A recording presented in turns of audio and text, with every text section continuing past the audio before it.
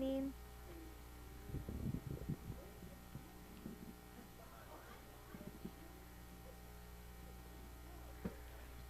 Can we call you Nana?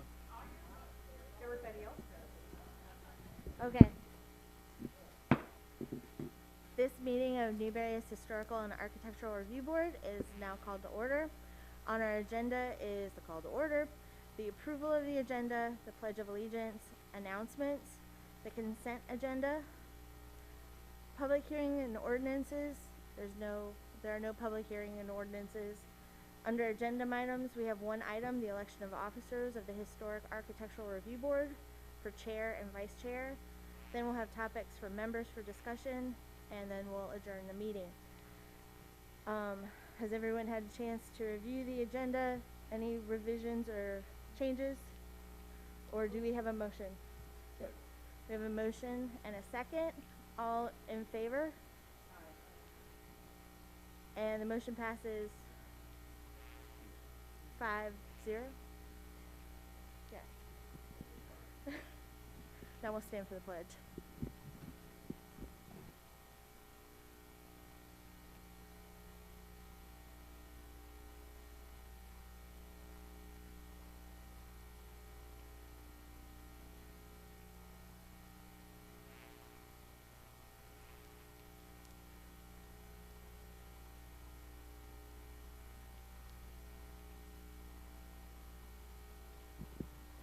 There are no announcements, so we'll move to the consent agenda.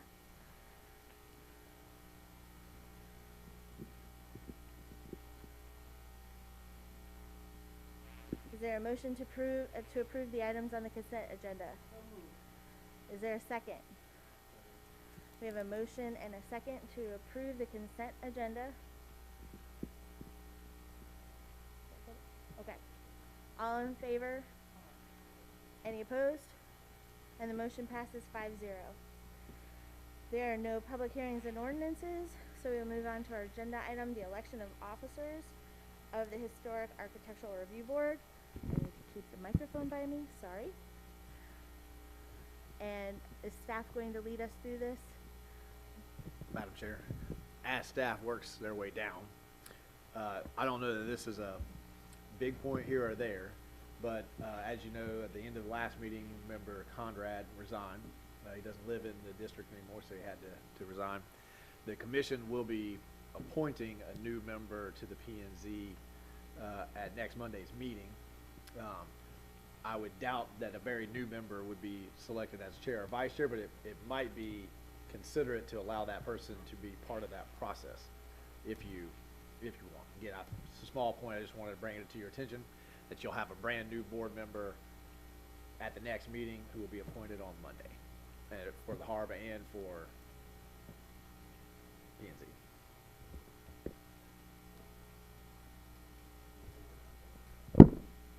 Just so we don't have to have the item on an agenda again, since this is a pretty short meeting, I would suggest we go ahead and elect someone so we can move on with the meeting.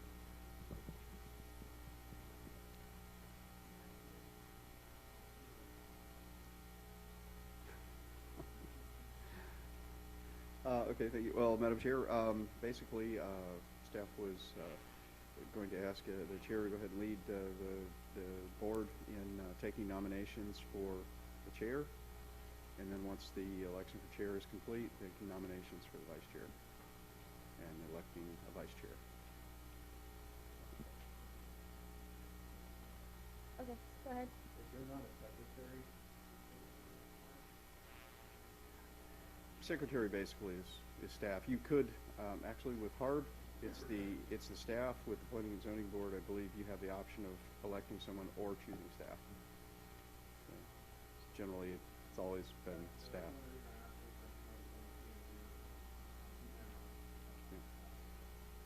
A little bit of a difference in the roles. So are there any nominees for the position of chair on the board? You can self-nominate as well.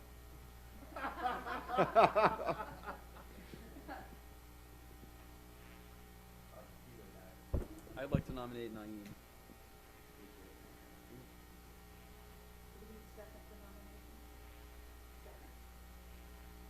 There is is a motion and a second to vote for Naeem Rached as chair of the Historic Architectural Review Board. Do you get a public comment for that? Yeah. Is there any public comment on the voting for chair? Seeing none, all in favor? Any opposed? The motion passes 5-0. Now we will move to the election of a vice chair for the Historic Architectural Review Board. Are there any nominations? You may also self-nominate.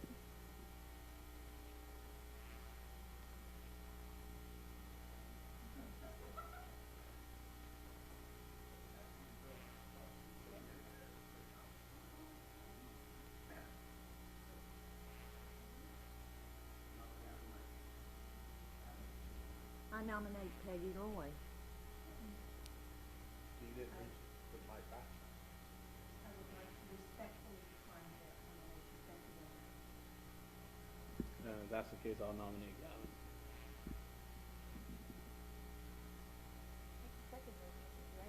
I will second that. We have a motion and a second on the floor to appoint Gavin Johnson as the vice chair for the Historic Architectural Review Board. All in, public comment? Seeing none, we will move to the vote. All in favor? Aye. Any opposed? And the motion passes 5-0. Congratulations, Naeem and Gavin.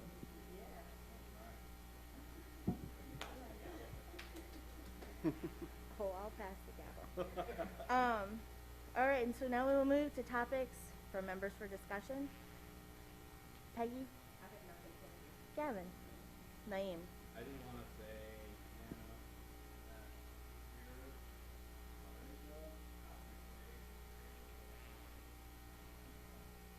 after nominating one of my neighbors, it was such a nice and pleasant experience that she is just over excited about it. So thank you for doing this for the city of Newberry. It's been, I didn't know what it was all about until I saw it firsthand and what you guys do, and it was a nice thing to experience. So thank you. Well, thank you for recognizing that. We work hard and we do that every month. There's a different yard every month, and so you never know. And I think also I've mentioned one meeting recently, our garden club also puts about $2,000 a year into our local high school with scholarship money and other landscaping that we do at the schools, and breakfast the first day back for teachers. Yeah, that's another biggie. But That's the biggest. That's the.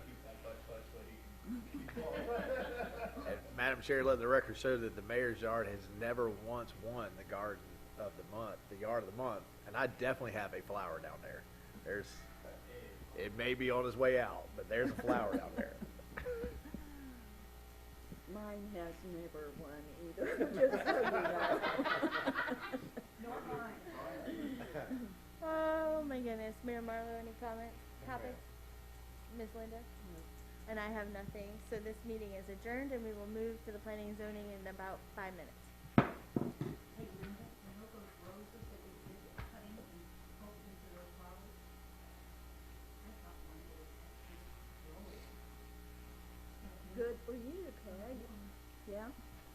I just stole, you know, you do that. That's a given. You just, when you see something, you gotta have. These are called, they're an old rose. It's called an alachua red. They're kind of a climber, and they bloom all year long, and they're tiny little red blooms. And these people were not taking care of it. Well, then it needs to be removed and put in. I have cuttings, so I'm hoping. A few of them look like they're gonna make it. I'm excited.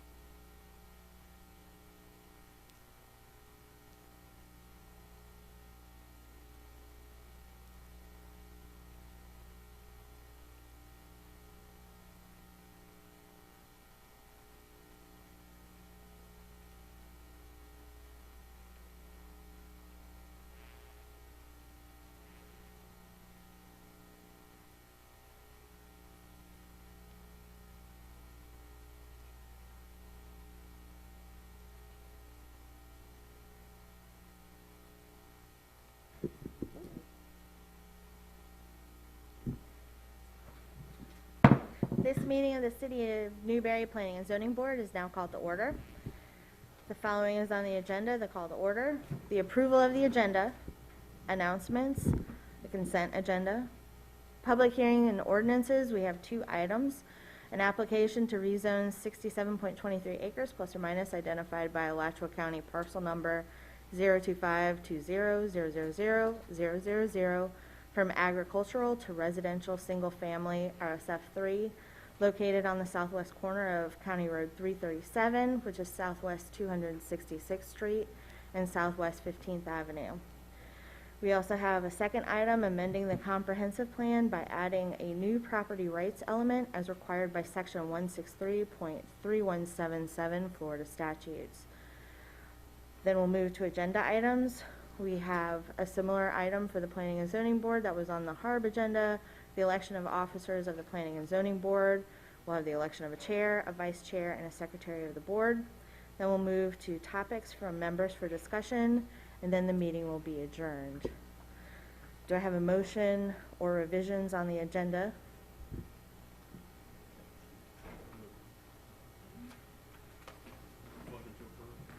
I have a motion to approve. Is there a second? A second. I have a motion to approve and a second on the agenda. All in favor? Aye. Any opposed? And the motion passes 4-0. Any announcements? Do I have a motion to approve the consent agenda? So moved. I have a motion and second to approve the consent agenda. All in favor? Aye. Aye. What is this, about here? What are we talking about? On the consent agenda is the minutes from the last meeting. This is for the Planning and Zoning Board. Yes, sir. I think you already passed by it, but I was going to point out the agent for the applicant on the first particular item that's coming up on the rezoning of the 67 acres has told us that they were intending to be here, but they're not here yet, and I'm concerned they may have been held up in the traffic that the city attorney was held up in. And so, if possible, maybe move other items up and put that one back, giving them a little money. We're trying to find a contact number for them to see if they're on their way.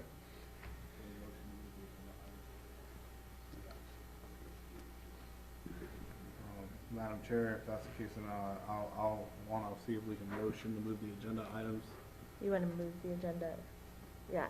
Move the agenda items first, and maybe give them some time to get here. It's in the packet, we're just Yeah. testing it now. If we're gonna do the property rights element, I need just a couple of minutes. We're out the door. Why don't we move the agenda items first, and then we can switch 2 and 3, and when he'd be back, that would buy us plenty of time. So we have a motion to move the agenda items before the public hearing and ordinances, and to move item 3 and 2 to flip the 2. So move. I thought it was your motion to Yeah. begin with. Oh, that's yours. We have a motion and a second. All in favor? Aye. Any opposed? And the motion passes 4-0. So we'll move to the agenda items, which is the election of officers of the Planning and Zoning Board. Do we have any nominations for the position of chair?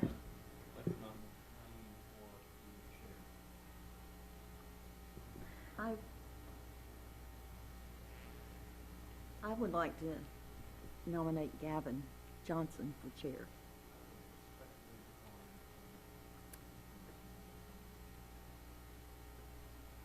You gotta rush through the mics. Obviously. He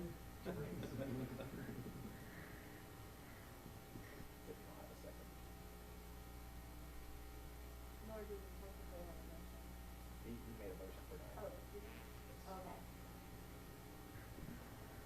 So we have a motion for Naeem to serve as chair. Is there a second on that motion? I'll second. We have a motion and a second. All in favor? Any opposed? None. And the motion passes 3-1. I don't think Linda, you didn't vote against, did you? No. Did you? Okay. Okay, so the motion passes 4-0.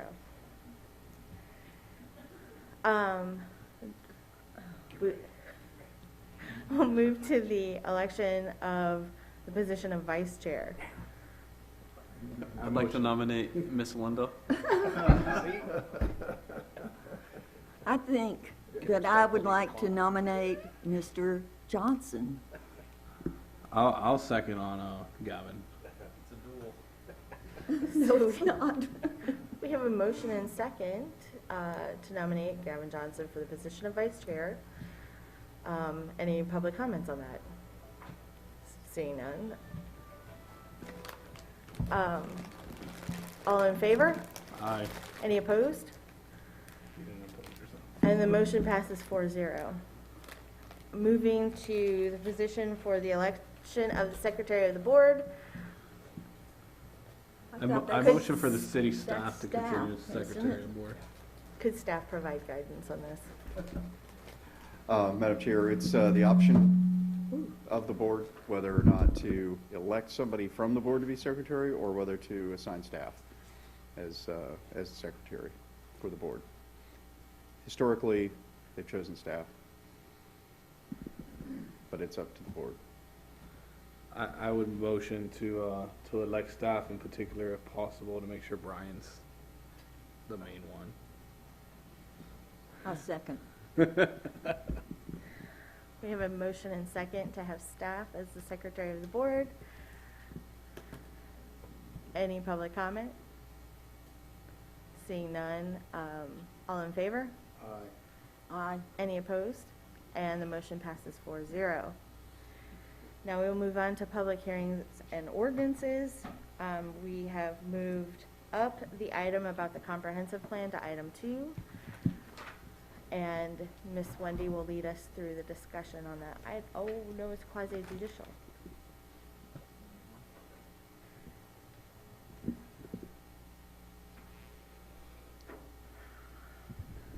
So, I will go into the quasi-judicial proceedings procedure for, no, it says it's quasi-judicial on the agenda.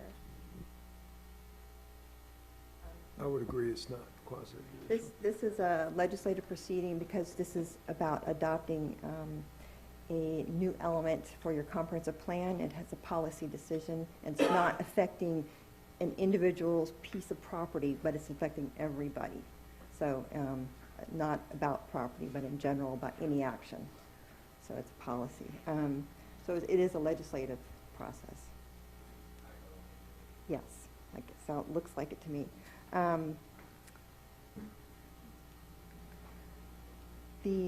Okay, so are we ready to go?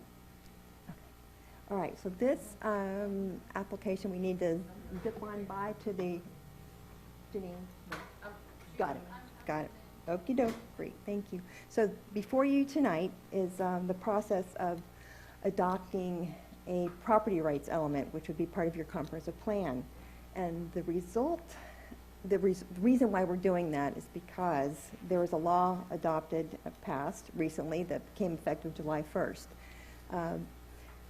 So you have an application before you by the city, and the law that was signed into effect was done by Governor DeSantis June 29th, but it goes into effect July 1st. So what that means is that all local governments have to adopt a property rights element as a part of their comprehensive plan, and your comprehensive plan is what provides that direction for your whole community, and then you have your land development regulations which implement that comprehensive plan. So it provides that broad brush stroke that kind of gives you the whole picture of where you're headed for your community.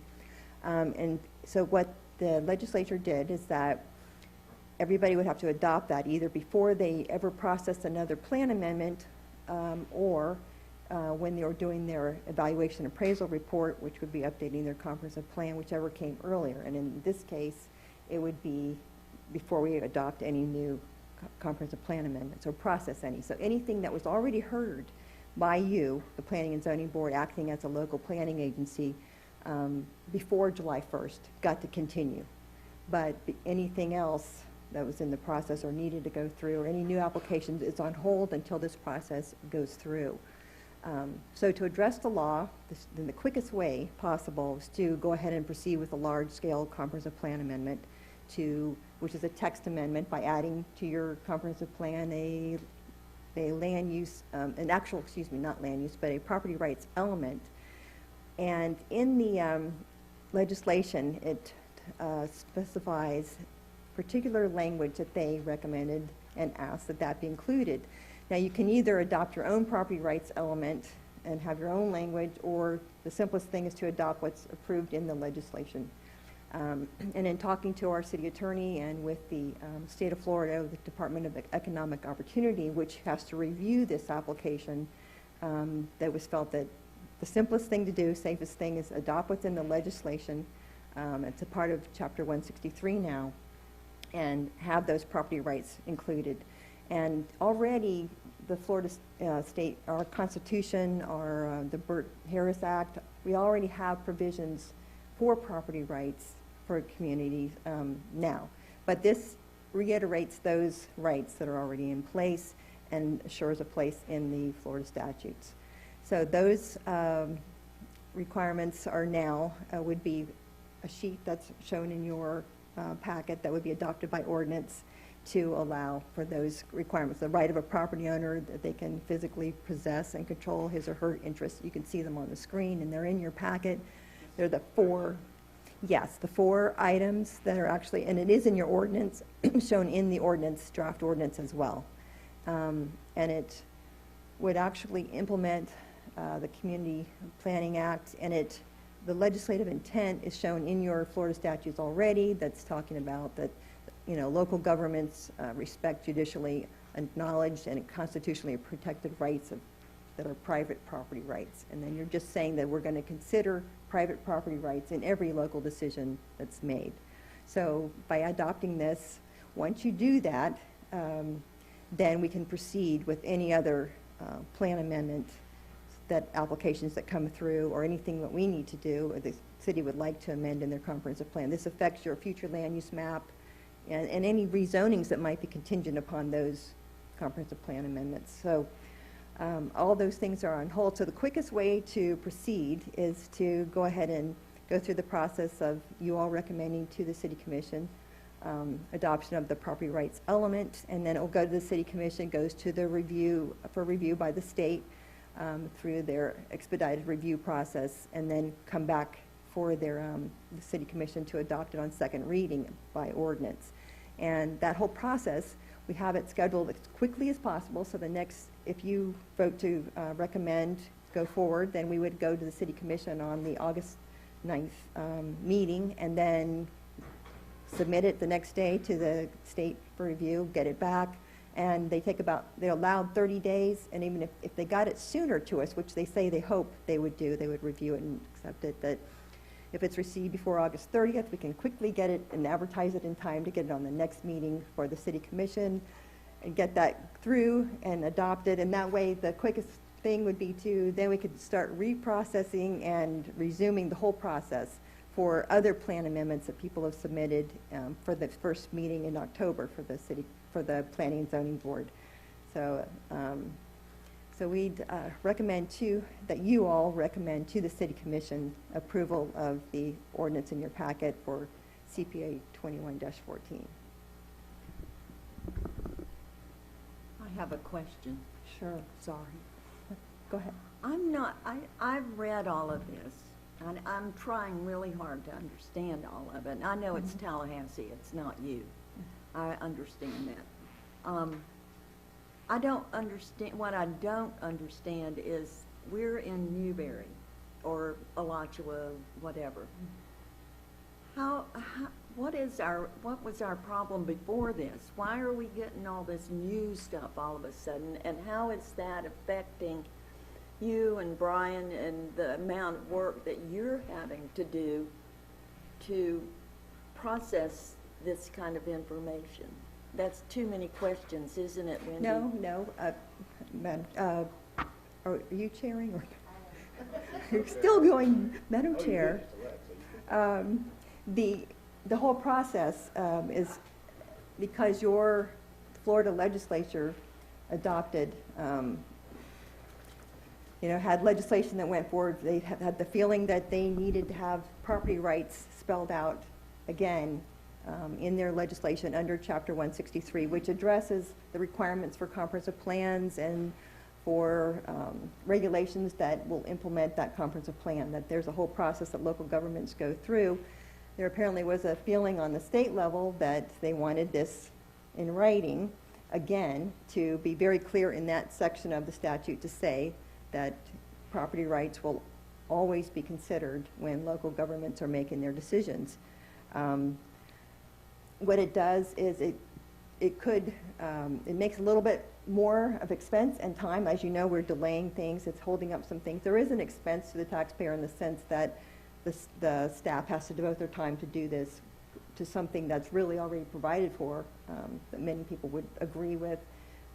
But our legislature has now made that as part of, the governor signed it into law. I think the bills went forward in 2020, but he vetoed them at that time. This past year, the bills went through and the governor did sign them into law. So I think there was a House bill and a Senate bill, so our people, Senator Perry and McLean was the other one that did the one for the House. So it's law, and so we need to do this. And there is a cost ultimately, but it's just something that we're doing as quickly as possible, so it'll have the minimal effect. And we've all reviewed that and gone through, and this is the process we've set forward to go as quickly as possible. It's something we have to do in order to go forward in our process. Are there other questions? I have a question for the city attorney. So are we required to adopt the language as written, or we're just required to adopt language with the same sentiment that we feel we're comfortable with? Same sentiment, but Okay. since this was offered to us by Mhm. the legislature, the simplest way to do it is to adopt Sure. with and hopefully what Wendy's saying is that the review process is going to be like that, because Okay. we're adopting that language that was in the statutory Right. provisions. So Okay. that's the hope. I have two questions for you then. One is Sure. just unrelated to our decision making, but what are your thoughts on how item number 3 affects eminent domain if a property owner has the right to the privacy of their property? I mean, I think we operate as if these rules are already written. I mean, the decisions we make are based off of an owner having the right to develop their property, but just curious what your thoughts are. That's spot on. I think that, really if you encompass all of these concepts, it is a blend of constitutional law, it's a blend of statutory law, it's how we govern ourselves in the city already. So it is a little bit of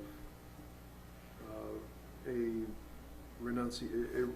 It pronounces those principles that Mhm. we're already operating on. Mm-hmm.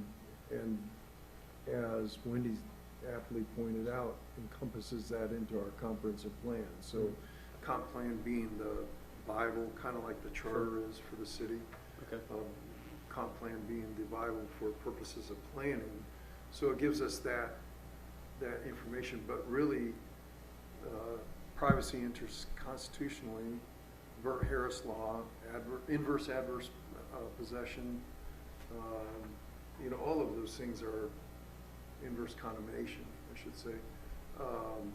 All of those things are already elements that Sure. are contained in law. So Right. Okay. My question, how I would wonder if it impacts us, is item number 2. It's a property owner's right subject to state law and local ordinances. Since we're a voting body that then passes on a recommendation to the commission to vote, if our vote is on something that is in a gray area, that we're not sure if it's an existing ordinance or if it's the way we'd like to lean to make decisions in the future, would it be beneficial to add language into this section that gives a governing body the ability to make a decision, not necessarily just the written ordinances that are already in place? Does it expose us to any additional risk if a property owner says, well, you know, you voted this way, I feel like that violates my property rights, and because it's not a clearly defined ordinance, you don't have the right to vote in that decision? So I think that that right's already there. Okay. And I don't think you need to add additional language to number 2. Okay. But what this does is it forces your planning staff to maybe look at it from that perspective and always report. So in every one of the reports that you have that'll come before you, there'll be a section that talks about the property rights element. Okay. And this has no effect on private property rights with respect to this particular amendment. Or this does have an effect on private property rights. Okay. In this manner or this way. Okay. And I think there is, you know, when you look at it from that perspective, that makes some sense, I think, of what the legislature was trying to do. They're trying to get the planning staffs around the state to look at those kind of issues. It's not so much a problem in Newberry, but consider Letcher County, consider other jurisdictions that may not operate quite the way that Newberry does.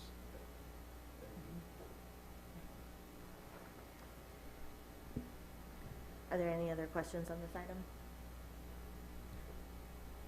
I have one last question. Once this is passed, obviously this has impacted what we're doing right now because things were delayed. Will this have any impact on the ability of planning and zoning to make the decisions as we're making them right now? There's nothing at this time, because any of the other items that would be affected by this are on hold, and they'll resume in October if this all goes through and is approved.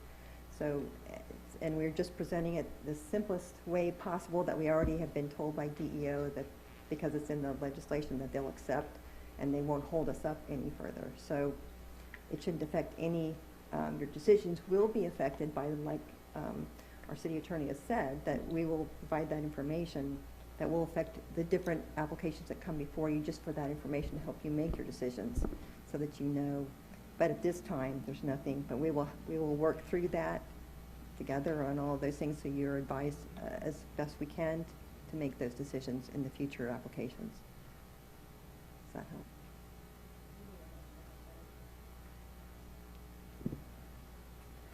Do I have a motion for to approve the item in front of us? Second. We have a motion and a second on the floor. Is there any further discussion from the board? Is there any public comment on this item? Seeing none, all in favor? Any opposed? And the motion passes 4-0. Madam Chair, Yes, sir. I just have a procedural question for Scott, because the next item is a quasi-judicial, and I want to make sure we don't have a problem. So we moved the agenda first, and then under the agenda we elected a new chair. And that motion was for a new chair. It wasn't for a new chair to begin at the next meeting or a new chair to continue this meeting. It was just a new chair. So before we enter that quasi-judicial, should the new chair now take over? Yes. Trial by fire. Trial by fire. I have a feeling you'll get lots of help along the way. You have a very experienced chair sitting right next to you. You want to start from the top, right there? Yep. Start from the top. All right, so, City of Newberry quasi-judicial proceeding procedure. We'll go ahead and start with the city attorney. Our chair shall read into the record the ordinance, resolution by title and number, and the applicant's name, file number, and the subject matter to be decided. If there is no ordinance or resolution. There's an ordinance, Mr. Chair, and I'll go ahead and read this into the record right now. You're the recommending authority for this purpose, so you're not actually passing the ordinance on first reading. But here's the ordinance that, if you approve it, it'll be sent to the city commission for first and second reading.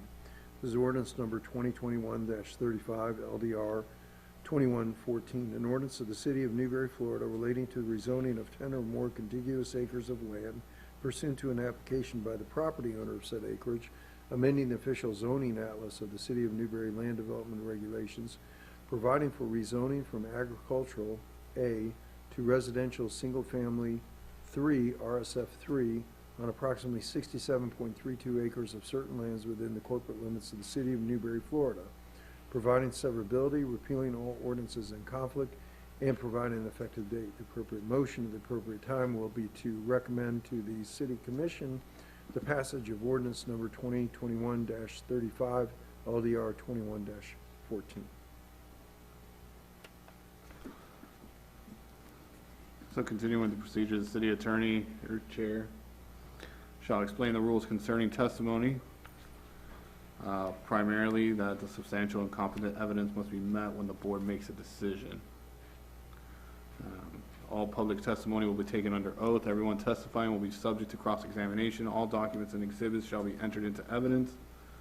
The giving of opinion testimony is limited to experts. Closing arguments will be limited to evidence of record. City attorney or chair shall explain the procedure and order of presentations. The applicant, staff, and all participants requesting to speak may be collectively sworn at the beginning of the hearing by the city attorney or designee. All right, at this moment, I'll ask for any ex parte communications from the board, whether any member physically inspected the property. Member Gavin? Linda, any ex parte? I have none. All right, and we'll move to presentation and staff. Oh, we got to swear, sorry. Do you swear or? Hang on one second. So if you're in the audience to talk to this, now would be the time to stand up and swear in. So if you have any inclination that you might want to speak to this, if you could go ahead and swear in now, that would just save us a step. I, and then state your name. We'll go around the room. I, Brian Thomas. I, Jay Brown. I, Don Willis. Swear, affirm, tell the whole truth and nothing but the truth. I do. Everyone has been sworn. Thank you. All right, everybody's been sworn. At this moment, we'll go ahead and we'll start with staff overview.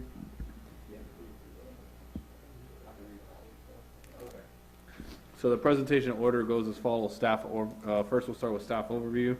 Then the applicant will present the application. There will be no time limit. Staff report and recommendation. There's no time limit on that. And third party intervener. There'll be no time limit on that. Public. Huh? Okay, so we have not been contacted by anybody for third party intervener. Then we'll be moving to public comments, which will be limited to 3 minutes. There's no intervener, so there's no need for that. The applicant may cross-examine at that point. The party interveners may cross-examine. Staff may cross-examine. Members of the decision-making body through the chair may ask questions of the staff, applicant, party interveners, and participants. It's fine where it is. Final argument may be made by the applicant, party interveners, and then the staff, related solely to the evidence and testimony presented at the hearing and introduced into the record. The city attorney will advise the decision-making body as to applicable law and the factual findings that must be made to approve or deny the application. Deliberation of the application. After deliberations, a vote shall be taken to approve with conditions, continue, or deny the application. So we will move to staff overview. Thank you. Thank you, Mr. Chair. You wanted the job, you got to read all that stuff every time. As stated, this is an application by the owners to rezone approximately 67.23 acres. It is on the southwest side of Newberry, and I'm actually going to skip to the map for the overview. Again, it's a little over 67 acres. It's right on Southwest 262nd 6, which is also known as County Road 337 on the west side, and it's also due south of Southwest 15th Avenue, which is currently an unimproved road that's a private road. It's currently zoned agricultural, though it does have land use already in place of residential low density, which allows for up to 4 units per acre to be developed. And so it will not require any kind of a land use change. The requested zoning is residential, single family, in this case category 3. The category 3 designation basically, and we'll get into that after the applicant's presentation, designates the size of the lot and other dimensions of the lot. And so we've presented a draft ordinance 2021-35 that will, if the board recommends for approval to the commission, would be further refined prior to going to the city commission. That ends the overview. And I'm sorry, Ryan, did you say it's currently 4 units per acre? Mr. Chair, the land use designation on it is residential low density, which allows for 4 units per acre. The zoning is still agricultural, and so therefore they're requesting the zoning to move to a residential single-family zoning, which would also allow 4 units per acre. So it would not change? The overall density that's allowed in the land use would not change. Right, Yeah. okay. Under agricultural zoning, it'd be limited to 1 unit per 5 acres. So the rezoning allows for it to go to up to 4 units per acre. Thank you. All right, we'll move on to the applicant to present the application.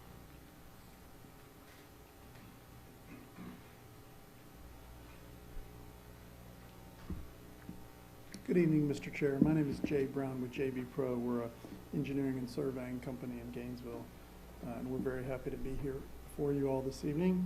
Thank you for having us. I promise I'll make a pretty brief presentation, and I'll be available, of course, to answer any questions. Sorry about that. Let's see. As Mr. Thomas mentioned, we are here to request a rezoning. So currently, there's incompatibility between the land use and the zoning. So the underlying land use is low-density residential, but the zoning is ag, so they don't correspond. So normally, you would want a zoning category that corresponds to your land use. And since the land use is already in place in low-density residential, then it should have a low-density residential zoning category on it. So our client wanted to bring this into conformance. His plan is to do a residential development, which is compatible with the land use. So what we have worked out with your staff is to rezone the property from agriculture to RSF 3, which would be compatible. And as was mentioned previously, it would still have no more than 4 units per acre. Now, we're not planning to do a total of 4 units per acre, but that's the maximum that would be allowed by the underlying land use and by the zoning category that we're requesting. So again, the property, as you see on our map here, is 67.3 acres. The residential low density land use that's currently on the property allows up to 4 units per acre, as does the zoning category that we're applying for. We presented to staff a concept plan that we've developed that could be developed with the RSF3 zoning that we've asked for. And it resulted in about 173 units.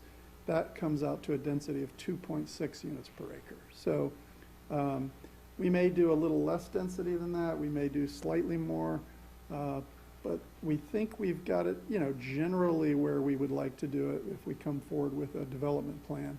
We like to do that because we like to let staff know, and if you're interested in kind of what is behind the reasoning for the rezoning, because we couldn't go forward with the residential development without this rezoning. So, like I said, currently we're proposing approximately 173 units. But that's subject to working with your staff, working with your public works folks, deciding on roadway widths and, stormwater management and saving trees, and all that's done with the development plan approval process. This zoning is just to bring it into compliance. And one thing I wanted to point out is that, this property is within your urban services area. So it's available to be served, and we could serve it with utilities, and it's intended that it could potentially be developed for, urban uses. So that's one of your policies in the land use plan. So we're consistent with that urban services area location. This zoning that we're requesting is consistent with the future land use. Again, it would be no more than a maximum of 4 units per acre, but RSF3 is one of the zoning categories that implements the land use that's already on the property, which is low density residential. We wanted to point out just a couple of, interesting things associated with your comprehensive plan, like goal 9-1, which talks about accommodating a mix of economic development and jobs. And we pulled up some fairly interesting statistics that, for this application. And the NHBA, the National Home Builders Association, estimates that for every new home that's built, it creates 3.05 jobs, which I found very interesting. I don't know how interesting that is for you, but it was pretty interesting because that means that potentially when the whole development is built out, it could create up to 570 jobs for the area. And according to some national information in terms of job pay scale data, those jobs would average about 22 and some change per hour, which would be a salary of around $46,000 compared to the census that shows the per capita income here at about 27,000. So the point is that we are going to, with this development, it will also create jobs. Those jobs would be at a scale that's certainly commensurate with, kind of average pay scale around Newberry and potentially even higher. And then obviously there's effects associated with those jobs in the sense that, when you bring more people, the demand for commercial and some of the other services that would be available that Newberry is certainly moving towards with the additional rooftops, then these kind of secondary and tertiary effects bring more economic development that is also consistent with one of the objectives of your comp plan, which is objective 9-1 also. And then I just wanted to make sure that we brought up utilities because in terms of doing an urban development at residential low density in the type of subdivision that we would propose, it would require water and sewer. And we have coordinated with your staff, and water and sewer is available. There's water being extended that we would tie into, and we would have to run sewer from State Road 26 down 266th Street to serve the development. But that again opens up the potential for that sewer to serve lots of additional properties as well. So at our expense, we would be, bringing sewer down that roadway corridor. But it is available, and that's not uncommon. We've done that on other developments as well. So with that in mind, I just wanted to kind of give you that background and let you know that we do believe that this rezoning request is consistent with your comp plan. We would follow all the land development regulations when we do come forward with a development plan. We're not certain if that would be next month or 6 months from now or a year from now, but this is the first step in that process. Our hope is that we can bring a development plan forward to you sometime in the near future. We haven't established that exactly yet, but we do believe that this is a great location. Coincidentally, I've looked at this property several times before. A friend of mine from Gainesville used to own this property who sold it to some other folks, and so I've kind of had my eye on it. It's a beautiful piece of property. So we really look forward to doing a great development plan. We have that opportunity to do that for the city of Newberry. So with that said, I would just encourage you to please consider approving our rezoning request. And I'm here to answer any questions you might have. I'm certainly willing to do so. Thank you very much. At this point, we'll ask for staff report and recommendations. Okay, thank you.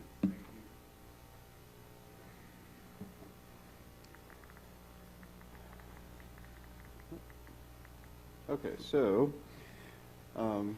basically the steps for the rezoning process is, this is our step number one, meet with the Planning and Zoning Board, hear the applicant and make a recommendation to the City Commission. Second step would be for the first hearing of the City Commission of the ordinance that would enact the rezoning, and then the second public hearing would then actually be the adoption hearing. Now, unlike a land use change, this does not have to go to the state for any kind of review. It's strictly here locally, and so it would potentially move much faster than if it was a application for a land use change that has to go to the state. We've already gone through that. JB Pro is the agent for the applicants. Gone through the rezoning from agricultural to single-family RSF3. You've seen the location. Be served by Central Florida Electrical Co-op. And the site is in close proximity to potable water and sanitary sewer, which would be required to develop anything over 1 per 5 acre. To go to 4 units per acre, you'd have to have municipal water and wastewater service. Again, you've seen the location. It is, as pointed out, within the future land use designation of residential low density, which is consistent with the RSF3 zoning designation. Staff has reviewed the applicant's materials, their discussion of the comprehensive plan and land use regulations, and concurs that it is consistent with the comprehensive plan for the city of Newberry. Before it can go to the actual development stage, and the applicant's agent, Mr. Brown, alluded to this a little bit, there will have to be a development agreement created and executed between the applicant and the city of Newberry, which will then spell out the particulars of how water and sewer are going to be brought to the property, certain elements of the development in terms of design and layout. And so they, talking before the meeting with the applicant's agent, of course they're amenable to sitting down with the city and working all of those agreements out prior to any further step in the development process. So just so you know, RSF3, difference between RSF2 and 3, RSF2 lots have to be 10,000 square feet. RSF3 lots can be a minimum of 7,500 square feet with a 50-foot minimum width. And they do have a 20-foot front setback. That's to accommodate sidewalks and still being able to park a car in the front yard. And then 10 feet on the side, 10 feet on the sides for each side yard setback, and a rear of 15 feet. An additional recommendation that the staff has included, and we're including this in all of our ordinances for rezonings and development agreements and things, is basically to specify that at the time of the application, it's been determined that there is adequate capacity for water and wastewater. However, it's not, the rezoning application, if approved, is not a guarantee of capacity or a reservation of capacity. It's only stating that at this point in time it was available. As they move closer and you get to the point where you actually reserve capacity, at that time a separate analysis will be done to guarantee that there's water and sewer available for the each phase that they're going to develop. And so it just further solidifies the concept that while there's currently available capacity, it's not a guarantee of that, and it's not a reservation of that. That comes later down the road when they actually come in with their actual construction phases. At that point, then you get down and you actually do the reservation of capacity. And so with that, staff does recommend approval of Ordinance 2135 by the Planning and Zoning Board to the City Commission. All right. Thank you very much for that. And now we'll turn it over for public comments. As a reminder, public comments will be set for 3 minutes for each comment.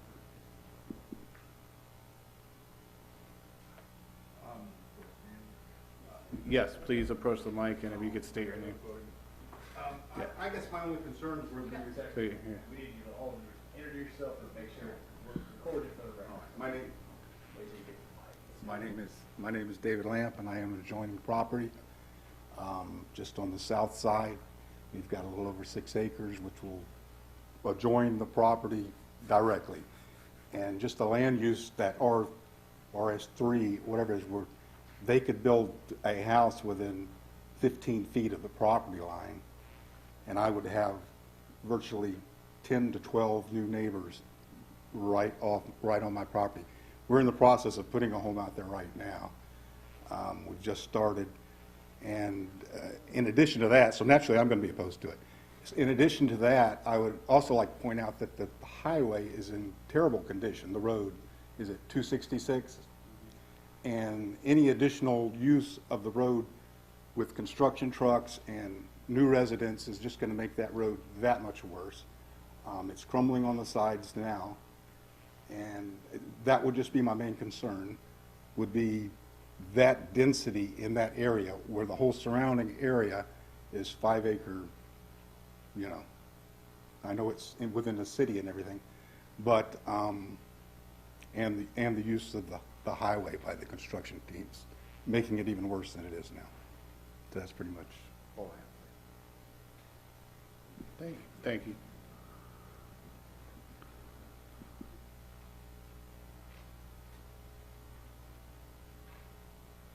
I'm Don Willis. I live on 15th Avenue, and as far as the land use application, I mean, it's already zoned.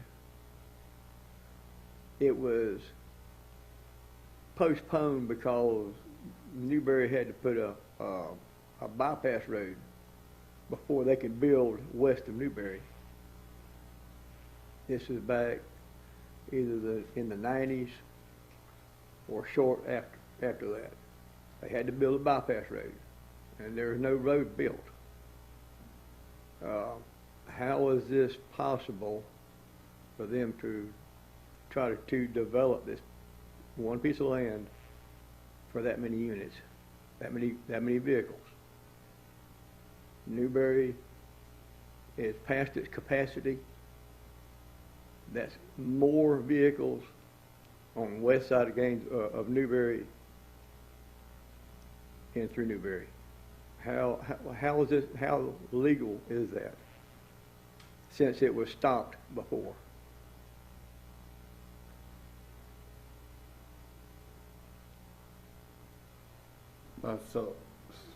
Just what's going on right now, sir, is it's public comments. As far as questions are concerned, that's something that, you know, the board will look into, and we'll look into asking those questions. But as of right now, it's just public comments to state your concerns on the agenda item. I've said what I was. And I appreciate it. Is there going to be any more? Oh yes, there's still stuff to come, and there's definitely going to be questions. So. All right.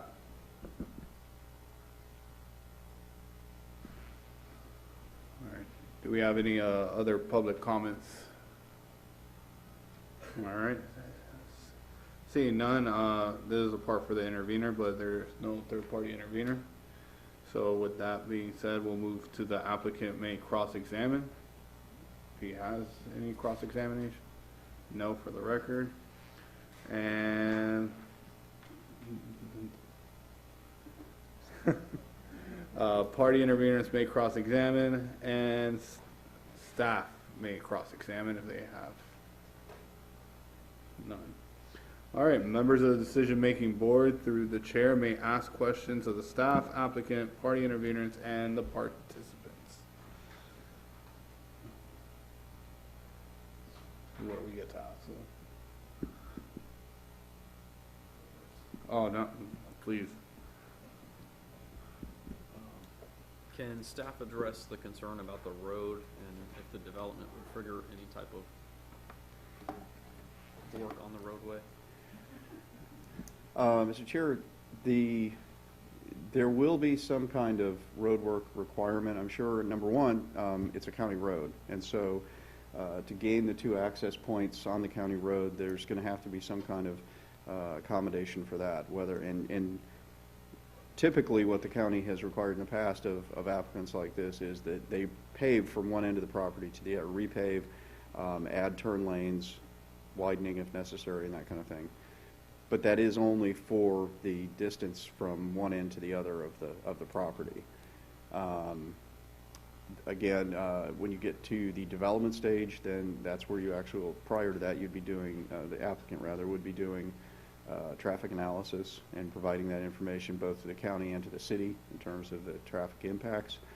I'm not familiar, it might take the city attorney's memory to link back to the 90s of what determination might have been made as terms of requiring a bypass. We are not going to have a bypass, as you're all aware of, but we are going to have, FDOT is working on the one-way pairs, which will essentially double the capacity through downtown without the use of a bypass. And so that alone may alleviate that issue, but I'm not aware of any prohibition of development on the west side of town pending a bypass. Mr. Chair, I think what the gentleman may have been referring to is, back in that day, we had a traffic impact analysis procedure that we had to go through, and we, really, the Newberry Road was so constrained that it was, it wouldn't pass DCA at the time. The department was disbanded. I don't remember which governor it was, if it was Scott. Yep. Governor Scott disbanded DCA in favor of the Department of Economic Opportunity, and really got rid of that regime that we had at that time under the law to do the impact analysis, both as to, it was school system, roads, every kind of impact that a development would have.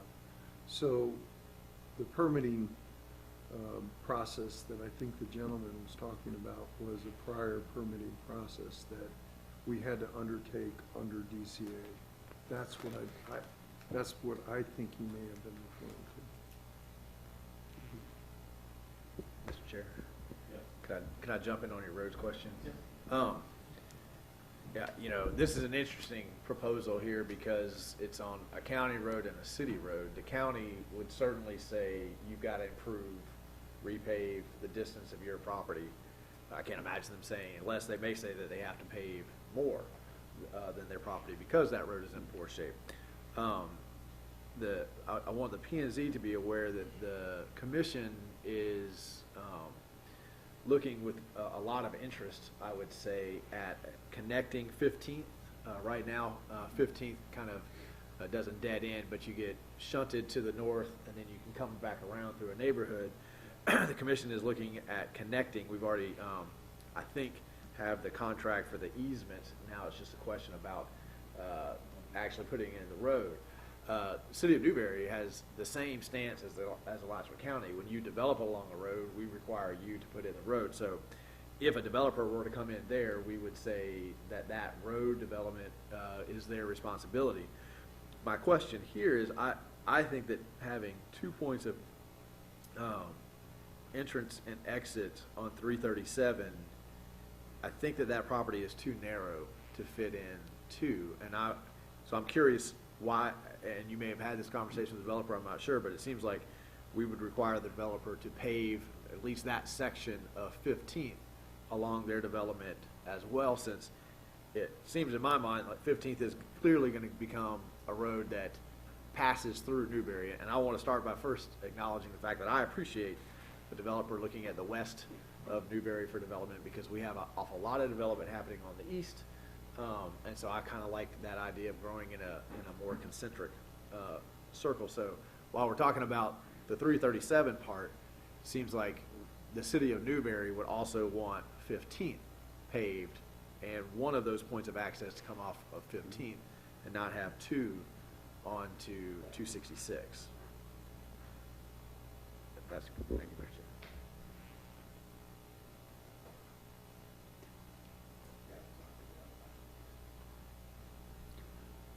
Can you go back a few slides to the requirements for RSF 3?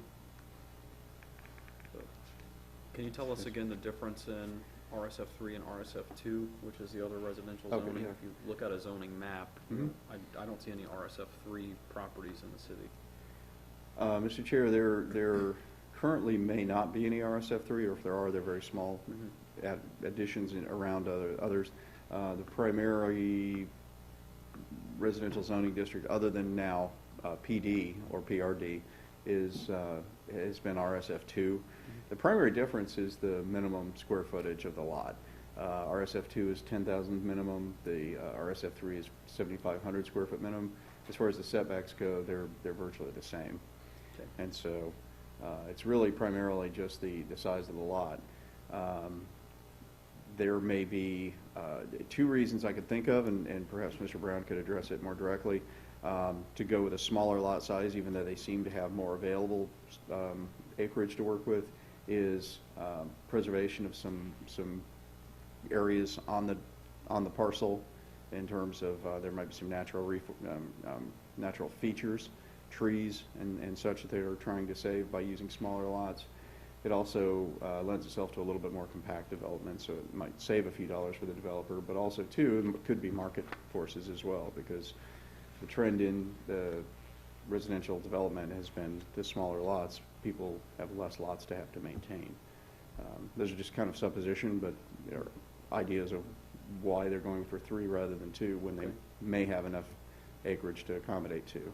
And you said that RSF3 requires them to connect to city water and sewer. Would RSF2 have that same requirement? Yes, Mr. Chair, any of the residential zoning districts would have the requirement for that. The only residential development that's allowed not to be on water, or not required to be on water and wastewater, municipal water and wastewater, is in the agricultural districts, and that's at the density of 1 unit per 5 acres, so it can be on well and septic. Okay. So that was my last question, I think. My thought on the feedback to the board would be that because we're going in an area that is surrounded by only agricultural land, and there's no great example of RSF3 in the city, and my assumption would be that you would want something more dense closer to the city center, and then something less dense as you expand outside. My preference would be to see RSF2 and not RSF3. That's my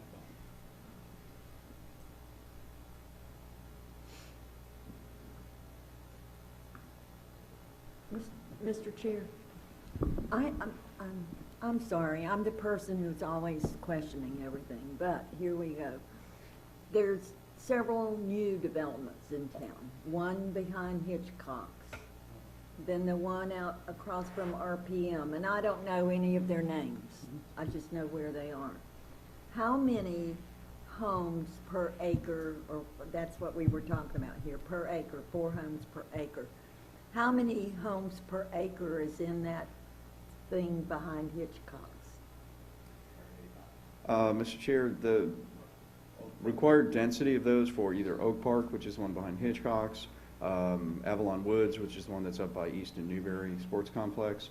The overall density of those is still 1 unit per, 4 units per 1 acre.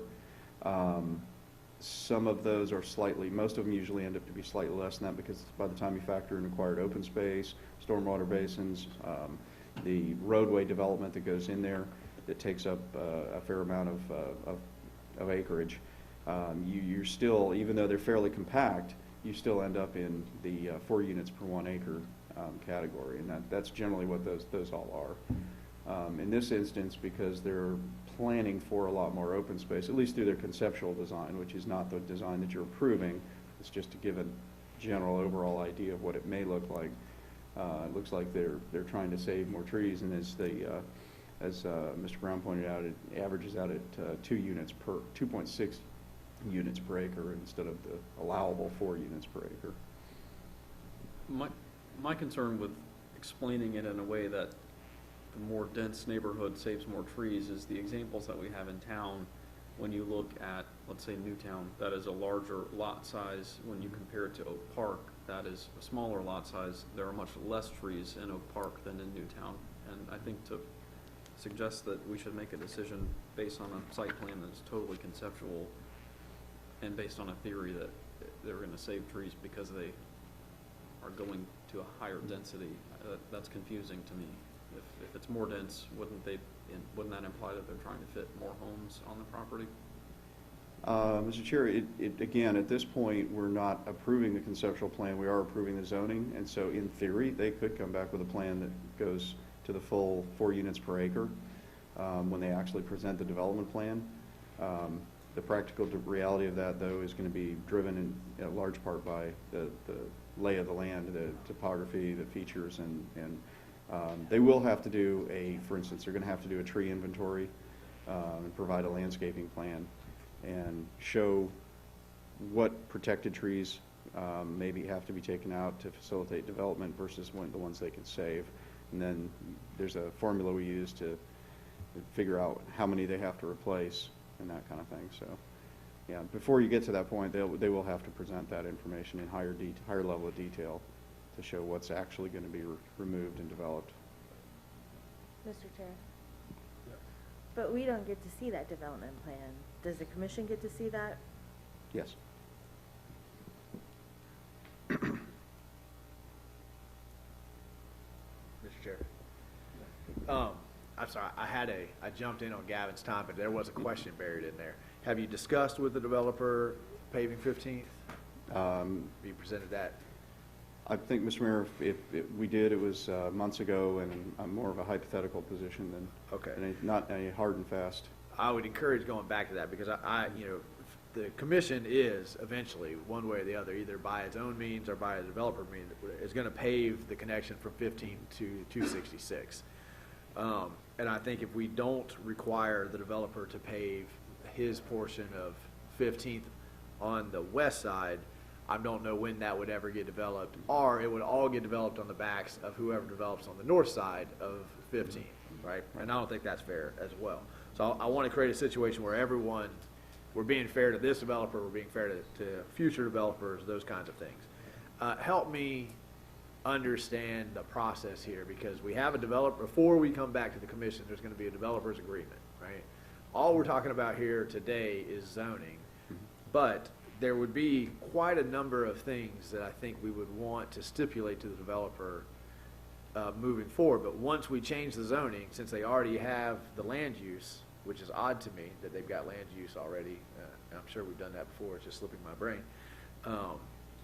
Once they have zoning and land use, then all they'll have to adhere to is what our regulations say. There wouldn't be, we could ask for things, but they would say, well, I've got zoning, I've got land use, and I'm going to adhere to your LDRs, but I'm not going to do anything more. So at what point is the appropriate time to say, well, we'll give you the zoning for this, because I think 337 is going to be an attractive, especially once that connector road is there, your proximity to the 3 schools is going to make that a very attractive area for more of these kinds of developments to happen. So where's the appropriate time for this board to say, yes, but these are the things that we want before, because we can't put conditions on zoning, correct?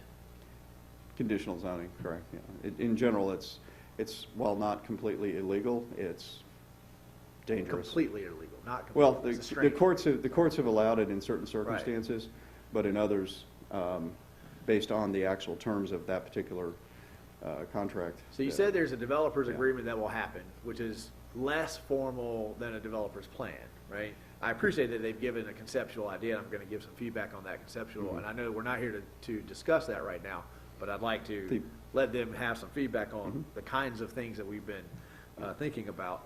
But answer the first question, at what point, when does that developer's agreement that you had, when does it come in? Before the commission votes? To your point, Mr. Mayor, and I think where you're going with this is the absolute safest, so to speak, position for the commission would be to require a development agreement that specifies all of those items prior to approval of the zoning. It's not always done that way. However, that is the safest way to ensure that the needs that the city sees are met before the zoning is finalized. And I want to be fair to other developers, because I can't, you know, everything we do sort of sets a precedent. You say, well, why did you make me get the developers agreement before? But we haven't really developed neighborhoods in this section of town yet. That's still a really agricultural, rural area of town. And I think we have serious concerns with 337 that as of yet have, you know, not fallen on friendly ears. But I have high hopes that we're headed in the right direction with the new BOCC board. So is it out of bounds to ask for that developers agreement, since I can't remember us asking that of someone else before?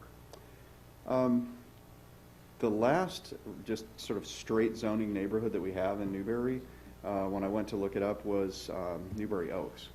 And Newberry Oaks did have a development agreement, and if I remember correctly, the timing of that was that it was presented with the rezoning application.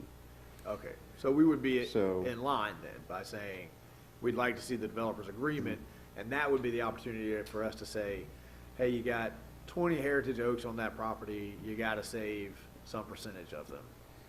We'd like, you can do this, we'll give you zoning, but you have to agree to pave your section of 15th. And it could be a pioneering agreement. I think we'd want to be fair to the future developer on the other side as well, right? Because we don't want to put everything, and I'd be willing to entertain the same kind of situation with the sewer line, right? I don't think it's necessarily fair for one developer to pay for all of the infrastructure when we know as soon as that's there, someone else is going to come knocking on the door and Yeah. say, hey, now that there's sewer there because they paid for it, I want to build a development as well. And my feedback on the conceptual plan is that I think I've already said, I think that the 2 points in and out on 337, I wouldn't be in favor of that. I think that's too much. I think there needs to be a point out on 15th somewhere.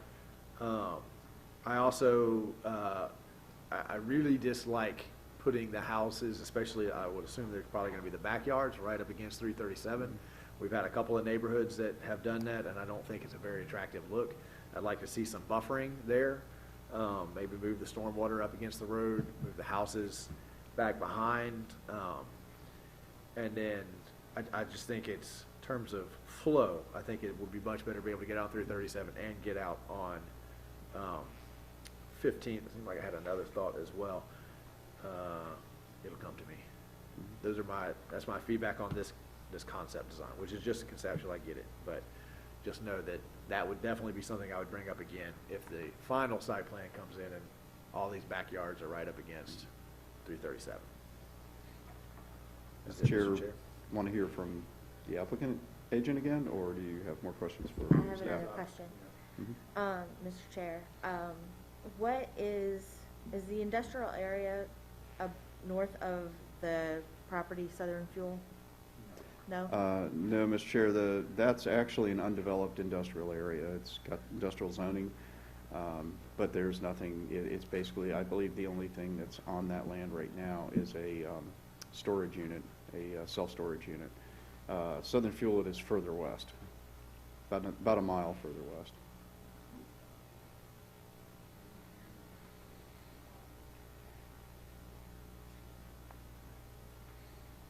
And to the mayor's point, once water and sewer are brought down to this area, it is a logical extension. There are some large parcels further, a little bit west, very short distance west on 15th Avenue that will become attractive for further development in the future. And so, having one developer pay the entire freight usually isn't how it works. You usually have some kind of a pioneering agreement or a partnership with the city or something, but it spreads out the cost so that future development also pays its fair share, either back to the developer through a pioneering agreement or some other means. So it's not an uncommon ask from a city for that kind of thing. All right, I guess I'll jump in on these questions here. So I just want to reiterate back to, I think there's a common denominator here on the board, is the road issue. 337 is a dangerous road right now. It is falling apart. I've driven down there plenty of times. my biggest concern is safety. To me is a non-negotiable.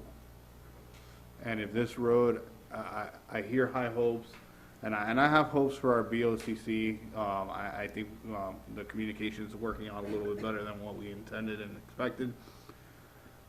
But actions speak louder than words, and 266 is still not taken care of. And then we're about to look into adding more traffic here, and not necessarily you could put all 200 homes there tomorrow. My concern is all the construction traffic when this is being built. You're gonna have cement trucks, you're gonna have framers, you're gonna have a lot of movement, and there's a lot of safety concerns on that road, especially when, if I'm not mistaken, you have buses that go up and down that to pick up kids. So there's that. My thing comes to where are we in talks with the county in getting this road taken care of first? I mean, are we in any direction of, we have some agreements, we don't have agreements, it's all hope, we move down to number 10? The answer to that question is that the talks are extensive. There's nothing in writing. Okay. So there's a couple of different options that are available to us. We're going to go make a presentation in the next couple of weeks, actually, about an initiative. But at this moment, as it stands, it is not funded in their current budget, and it is listed somehow because in 2011 it was ranked number 5 on their list of roads, and 2 of the roads in front of them have been paved since then. The county stood in front of us and identified it as a public safety hazard in public, Right. on record. But then the tax that they were asking for didn't pass, and now it's rated 85 on their list of projects that need to be done, and it's an unfunded capital outlay. And they say it's not dangerous anymore. So it's a complete turnaround. Wow. All that being said, they know that it is Newberry's, one of Newberry's top priorities of working with them to figure out how do we address this. I would say that Newberry's proposal for the hazardous station, what's the name? Hazardous Collection Center, thank you, is probably going to really help push that along. That's one of the, I wouldn't say stipulations, but it's certainly part of the conversation. If you're going to be bringing those trucks up and down, you're going to have to at least, same conversation we're having now. So if this moves forward and the developer is fine with paving their section, I think that's an excellent opportunity to say to the county, while we're repaving this section and you need to get further south on this road, let's go ahead and band together and let's at least get it repaved to a certain extent. Does the city have any rights on this? Like, do we own on 337? Do we own any part of 266? No. And even with the idea of 15th being connected, that's still not going to help 266. Like, as far I as think what it. we own. I think all of these things do help, right? Because if I'm a county commissioner, I would still be looking at the numbers and I would say, well, you've got X number of people living on that road, and for them to resurface, not widen it, you're looking at a $12 million project to get from 26 out to the county line. And so if they're just doing a population analysis, they say it's not worth $12 million. So it's one of these situations where, excuse me, shouldn't have had those cookies. One of these situations where, putting more burden on the road actually pushes their hand. It's frustrating for us, it's frustrating for our residents, but it moves up their priority list. Just for the record, that doesn't ease anybody's pain on that. Like, we gotta build. It's like, if you build it, they will come, kind of deal. Field of dreams here. I've learned my lesson a few times with the county that you gotta pump the brakes on the field of dreams. So for the record, the road issue, I know this is just concept, do we have any idea of how many homes per year they have thought of? I mean, we have others have said, hey, we're gonna do 20 a year, 15 a year, whatever the case is. Do we have an idea of what they're, At this point, Mr. Chair, we don't. They've mentioned a phase plan where they would have multiple phases okay, over a number of years, but it hasn't been designated, it would be part of the development. okay. And would this be back to member, Vice Chair Gavin's point of RF3, is there a way to move this to RF2? Is this the time to suggest making that movement? The only reason, I mean, if you're saying 10,000 square feet, I do agree with Vice Chair Gavin here. Listen, I personally live in one of those small communities or smaller lots. I don't have a single tree other than the common area. But you look at Newtown and you look at these somewhat bigger lots, they have trees either in their front yard or their backyards. So to me, I feel like having a 10,000 square foot, even though it's only 2,500 more, would give more life to having vegetation, life out there. And if I'm hearing correctly from the development, you know, the 4 per acre isn't a, you know, they're not planning on putting 4 per acre per se, you know, 2.6, or what that number is, then moving it to an RSF2 shouldn't be earth shattering. That's just my 2 cents on, if the applicant might answer, you know, if that's something that's gonna be like, you know what, we don't wanna do this because we don't wanna do RF2. Is RF2 something that you're not willing to entertain? Chair, are you ready to bring the picture back up? Yes, but real quick, is Clay ready for, do we know if Clay is ready for what, as far as you, Clay Electric, I'm sorry, Central. Sorry, I got them mixed. Because utilities, I know we're okay with it, but it's not our electricity at this point, right? To the best of my knowledge, that particular area of town where they have Central Electric, they have adequate service. Okay. And is there any chance City can actually take that? Or is that something that's been pre-agreed and we can't touch it? City of Newberry take the territory? Correct. That would require some kind of a negotiation between Central Florida Electric and Newberry to acquire that territory, which usually entails picking up other territory. So the likelihood of that's design. Generally, no. They do not want to give up territory. I was just curious to know like how. Or they would offer for sale, but it's at a very high price. This is when I miss having member Conrad and his utilities expertise. I'm pretty sure we actually traded under Mayor Conrad. We traded that section for Champions Park with Central Florida. Okay. Yeah, as far as that's pretty much what I have for staff. The rest is really for the applicant itself. So, thank you.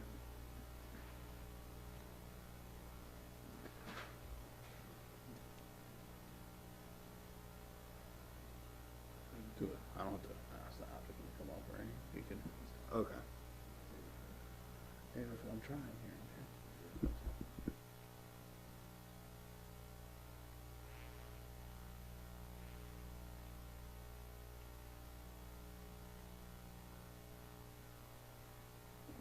Oh, okay. I'll do my best to try to, address some of those issues, and I'm still here for more questions. But first, I'll talk about the roadway issues, okay? Certainly, I understand, County Road 337 is, needing some improvement.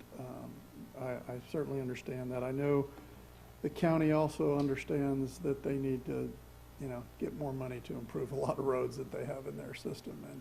And it is a county road, and certainly they're responsible to do that. I know there's been discussions about, a new 1 cent sales tax that includes a part for infrastructure and roads, so maybe that'll bring some relief in the future if that passes here in the not too distant future. I don't know how to really address that situation, other than the dialogue that you're having with the county makes a lot of sense, because I think, like anything else, the squeaky wheel gets the oil, and the county needs to know that that's a priority with you guys. It is uncommon for a development project that I've worked on. I've been designing subdivisions now for 30 years all over Alachua County and beyond. And there's never been a criteria that you pave the road adjacent to your property. I heard that discussion, but that's not how things are done. What is typically done is you do paving improvements associated with the access to your property. So for instance, if we had one connection off of County Road 337, we might work with the county, and the county might decide that we have to put a right turn lane and a southbound right turn lane. And then they might decide that because of opposing traffics, we have to have a northbound left turn lane. And a lot of times, when you do a left turn lane, you create 3 lanes wide. So you have to do the commensurate work on the other side of the road coming from the northbound. And so you end up doing a lot of repaving work both to the north and the south. So effectively, with a connection to County Road 337, we might pave more than our property line to property line, depending on the requirements of the turn lane and the transitions that you have. And it's a geometric design for the design speed of the roadway, for the turn lane requirements, for the storage queue for turn lanes. So there's a engineering design that we do that establishes what those limits of repaving are.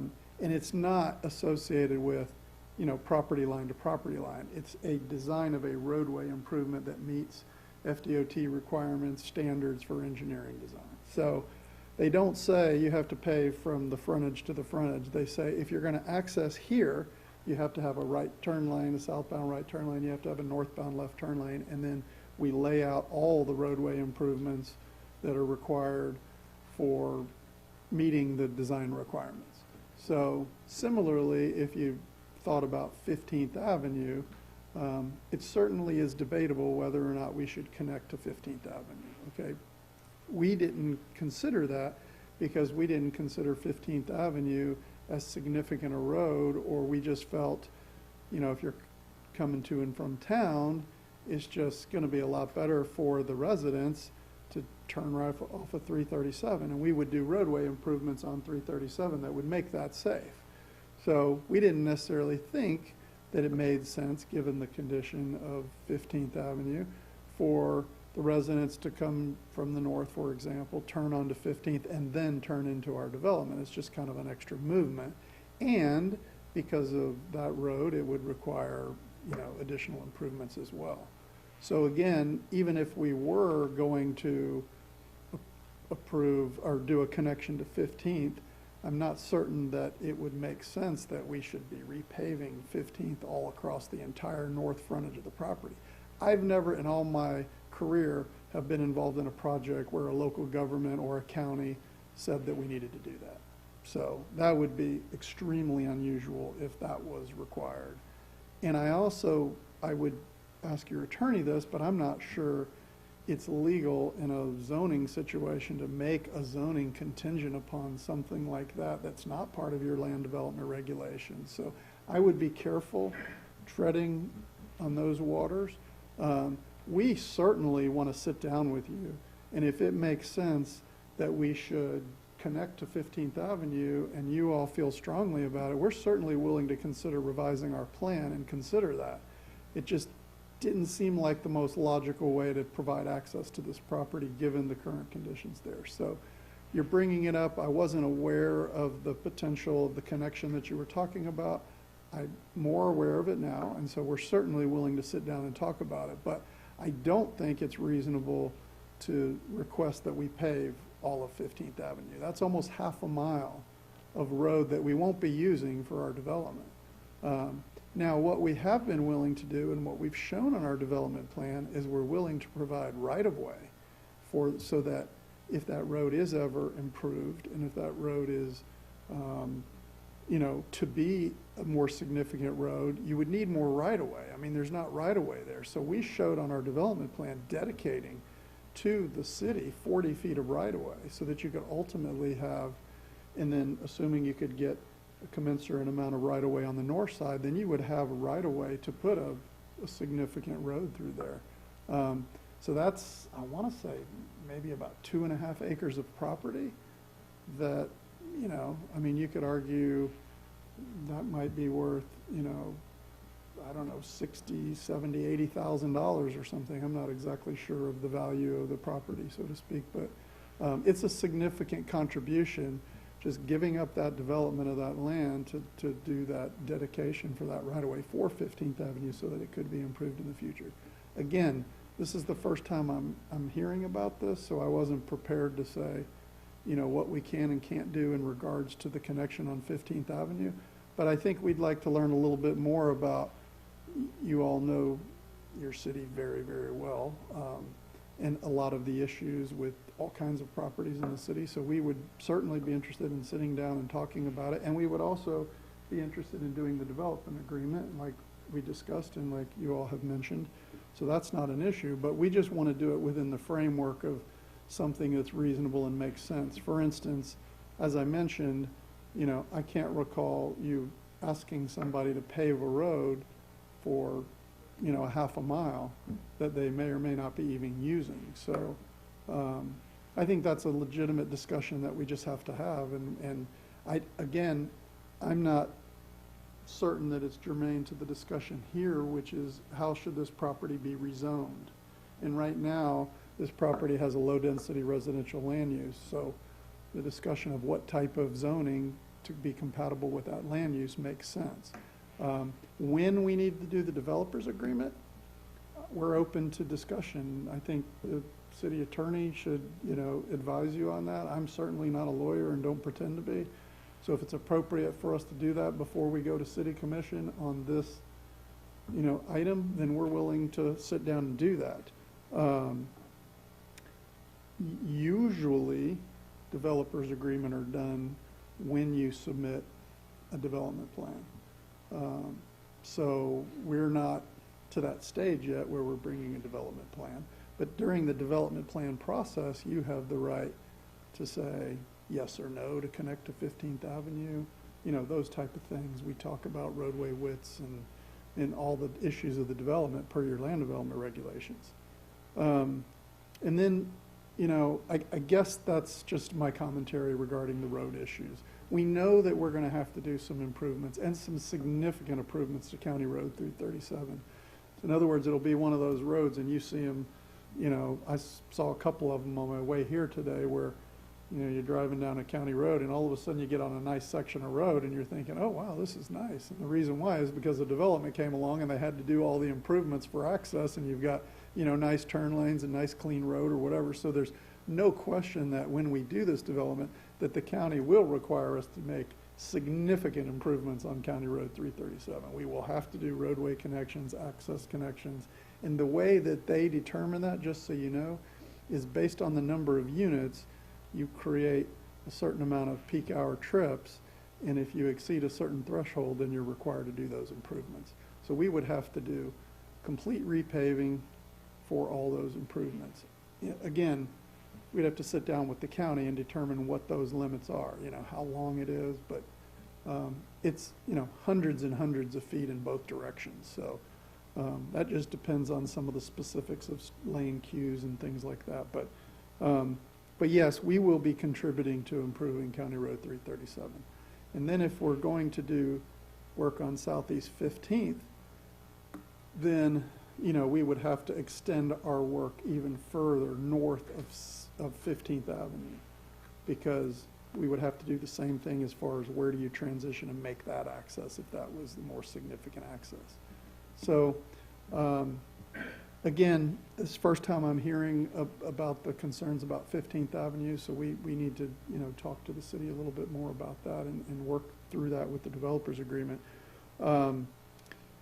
I wanted to also address the question about the zoning, R3 versus R2. So we looked at both of those zoning categories, okay?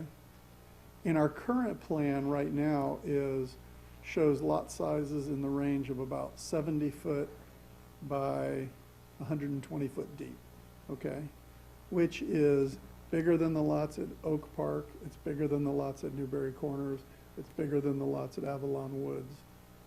Those are three other recent projects going on in the city of Newberry. And I know there's others. Those three projects I'm very familiar with because we were the engineer that designed those projects. Those projects have primarily 50-foot lots. 50-foot to 60-foot lots are the kind of the more predominant sizes. So lot width is an issue. For example, you know, one of the projects that we work on in Alachua County is the town of Tioga, and we have, you know, 40-foot, 50-foot, 60-foot lots. 60-foot lots are considered huge in the town of Tioga. They're considered huge, and people are building, you know, hundreds and hundreds of $1,000 homes on 50-foot lots there. So the trend in development of single-family residential is smaller lot widths. And so the problem with RSF2 is that it was an 85-foot lot width category. So it did severely impact the development that we could do. So it really wasn't affecting the depth. The depth was going to be the same either way, but the lot width was the reason why we went with RSF3. And so if you were putting a zoning category on some of the other developments that I mentioned, and there are others in town that we didn't design that are probably similar, they were designed with different zoning categories altogether, like planned residential developments and, you know, different kinds of zoning categories. So it didn't come up in the sense of you not seeing RSF3 around, because a lot of them were just done different ways, but they're being developed with RSF3 characteristics. So our owner doesn't necessarily want to do 50-foot wide lots, but he'd like to do maybe 60 or 70s or 75-foot lots. And one of the reasons why is because that will distinguish him from some of the other developments that I mentioned. So he will have bigger lots. But going to 85, and I want to say, I think it's 10,000 square foot.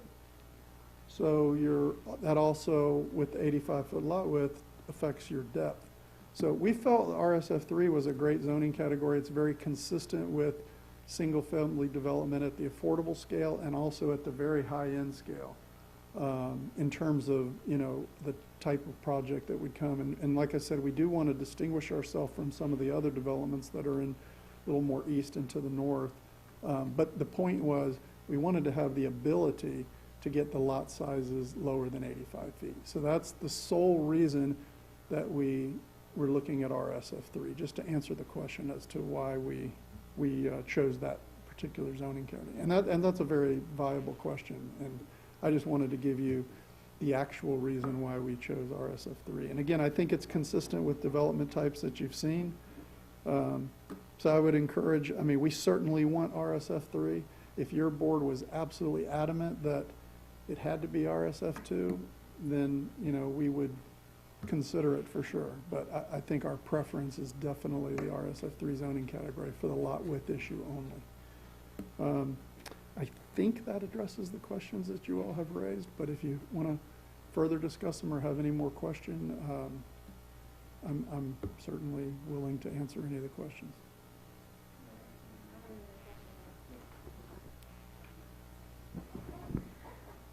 Mr. Chair, since you brought up the point about it being affordable housing that was mentioned in the packet, what difference in house price would a difference of an RSV2 versus an RSF3 house be because of the lot size? Well, obviously houses can be more affordable if the lot widths are less, because in the same given area, you can have a few more lots. So one of the reasons why you're seeing houses in their widths getting smaller is because the price of homes are so expensive. So it used to, I would say 20, 25 years ago in the earlier parts of my career, it was very common, and it might have been average for a lot width to be 100-foot wide. I live in a 100 by 120-foot lot, about a quarter acre in Gainesville. And that was a very common lot size at that time. And I saw the transition from, you know, the early 2000s, and it kind of became the average lot size was about, say, 75 foot wide. Kind of made that transition. Now it appears to be about 50. And there are developments in other places where people are wanting to do 30 and 40 foot lot widths. And, you know, it's not necessarily for me, but that has been the trend to, a lot of people are getting away from having big yards, and they, you know, want to come home and not have to maintain things. But it is one of the ways that people are able to have a little more affordable housing. Because if you put 100-foot wide lots in there, the 100-foot wide lots in there, the price of those lots would be much more expensive. So that's one of the tendencies that's driving the smaller lot widths. But I believe her question was on like what would be the difference between an RSF3 and RSV2 in a sense of. Well, I mean, I don't think there's a complete accurate statement of it's a $100,000 difference, but I think he made the point, which answers the question, that Tioga has homes on the smallest lots possible. Yeah, So you know. because they're smaller lots doesn't mean that it's going to be affordable housing. yeah, they're like $1.1 million on a. Yeah, I mean, they have, you know, very expensive homes, you know, $750,000 on a 50 or 60 foot wide lot. So, and frankly, I really don't know exactly what the, you know, the price of homes is going to be here. But I think the idea is to do a very nice subdivision. And so I think that, you know, the idea of our first layout that we were doing on that project was 75 foot lot widths, and we thought that would be just a super great product for Newberry. And our client wanted to be able to do maybe 70. Anyway, we couldn't do what either of us thought would be great in the RSF2 zoning category. So it would result in less lots, and, you know, that makes sense. And probably the lot prices would be more as a result. So whether that's good or bad is another question, but yeah. Thank you. This question is mainly for Brian Thomas, probably, but the Countryway Town Center lots out, you know where I'm talking about. So as I'm looking at those, because I have friends that live there, and I'm up in there a lot, and it's a very nice area, by the way, compared to behind Hitchcock's. What are they? Is Town Center an RSF2 or an RSF3, and they just make it a 3 to make it look good? And we all know behind the middle school, we can all be hoping that we never have an emergency at night back in there. Mr. Chair, actually, Mr. Brown alluded to that a little bit in that most of the new subdivision developments that have come to us in the last 20 years have been either a planned development, which had a commercial component as well as the residential component, or a planned residential development, which is strictly residential. In those particular zoning categories, rather than have what we call straight zoning, which is our RSF 1, 2, or 3, they have the ability to draw, you're creating your own zoning district, and each one is unique, and each one has its own set of standards. And so what you're seeing, say, for instance, in Newberry Town Center, you've got the cottage areas, which are very tiny little lots because there's a market for people who don't want to have maintenance on their lots, and so that satisfies that.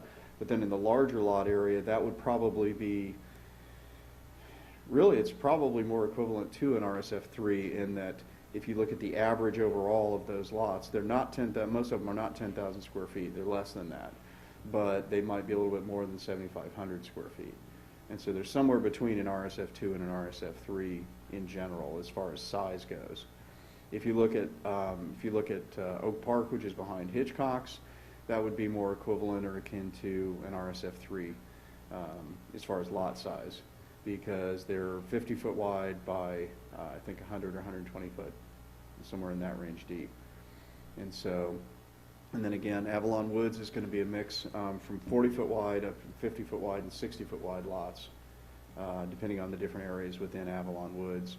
And then, for instance, Newberry Corners was a planned development, and again, it has lot sizes more akin to the RSF3.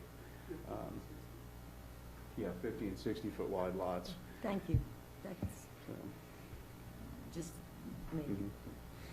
Thank you. Mr. Chair, I just wanted to state for the record, since the rhetorical legal question was dropped, at no point in time did I recommend to this board that you make your decision contingent on changing zoning. I think I quite clearly said that we can't make change of zoning contingent. And I asked a question, at what point is it appropriate for us to have these kinds of conversations? So I want to make sure that that was clearly stated, since we are in a quasi-judicial. If I misspoke, I apologize, but I think I was fairly straightforward. And it's not surprising the developer or the engineer doesn't know about 15th. We just had that conversation with the commission, and that's a fairly recent opportunity that has developed. I believe that 15th all the way to Jonesville is eventually going to be a repaved road that is going, and it's just a question of time and who is paying for it, whether the county pays for sections, developers pay for sections. So when I look at this development with that new information, that's why I'm asking these kinds of questions, because I know that it would be, awfully strange to have 2 points of entrance and exit onto 337 with 15th as a road that goes straight through Newberry and not offer these residents the opportunity to get out on 15th.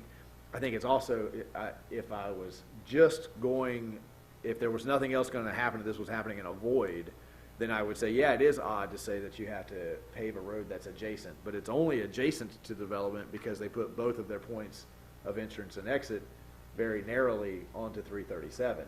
If I have a way to get in and out on 15th, it's no longer adjacent. Now it's part of the flow of the traffic.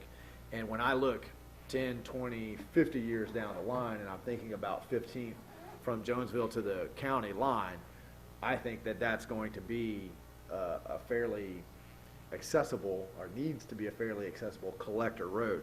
So, and I think one of my questions, sort of a philosophical question, is if we allow development to happen here, and that development is not responsible for paving that road, then at some point, these houses are going to say, I need to get out on 15th, and it's a dirt road, and there's 200, 400, 500 houses back in here. Who's paying for that? So generally, when we see development growing in one area, we say to the developers, you're responsible for developing that. So this is the first neighborhood that's coming to this area, but I don't think it's going to be the last. Hence my beginning of the conversation now, and I acknowledge it's the beginning of this conversation, not the end of it. That's my comment, Mr. Chair. Thank you.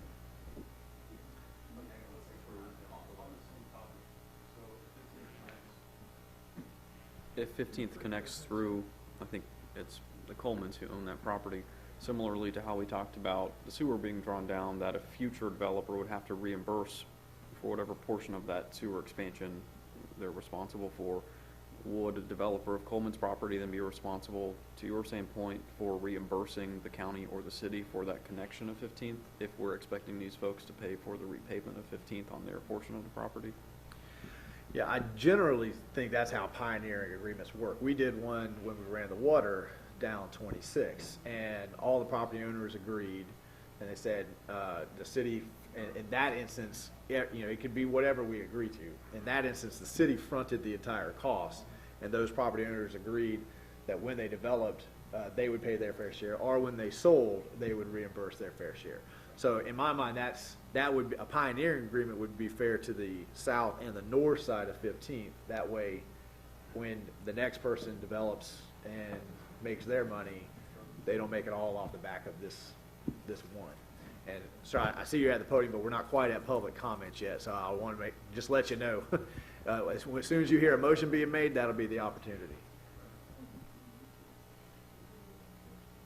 Mr. Chairman, just to further that discussion, I've asked Mr. Thomas if he could somehow get a copy of our layout up here, because I think I can at least address little bit about 15th Avenue and the two connections and stuff, because it's a really good point, and I think there's some level of solution here that I think we can ultimately get to. But Which, I wanted to. and I don't, just not to interrupt you, but I don't want us to try to get to that now. I Right. want you to work with staff and come back Okay. later, and which is why my question was, at what is the appropriate point to have that conversation?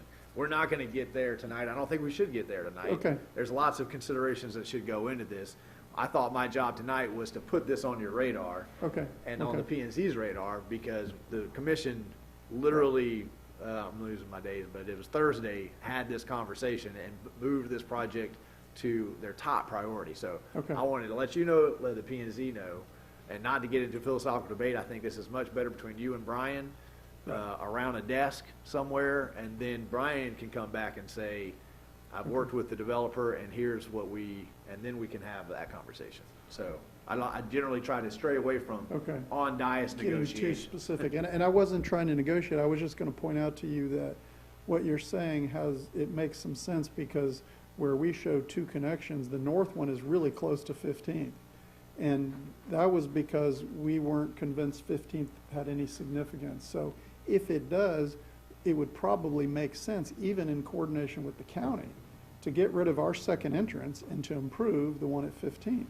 And then it might make sense if we do that, if we felt two entrances were necessary originally, then it might make sense to 15th, and we could at least improve 15th to the point where we would come into our project. And so I think there is some, now that you've brought that up, it creates an opportunity for us to work together to find common ground.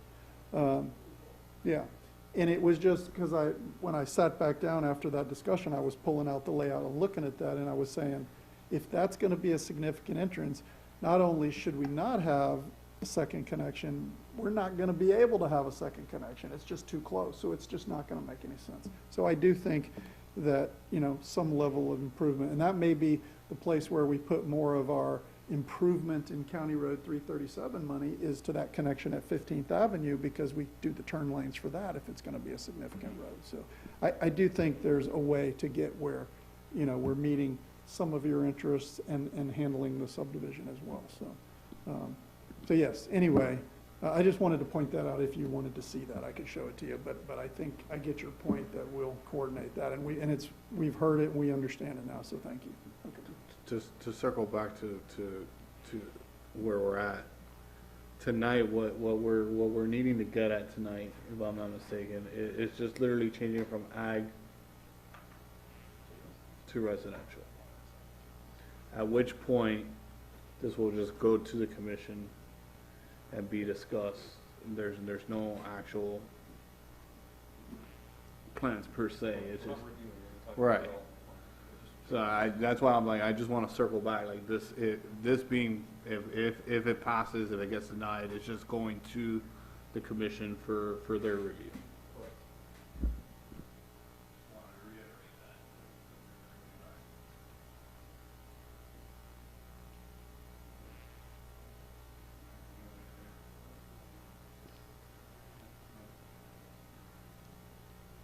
All right. So with that being said, final argument.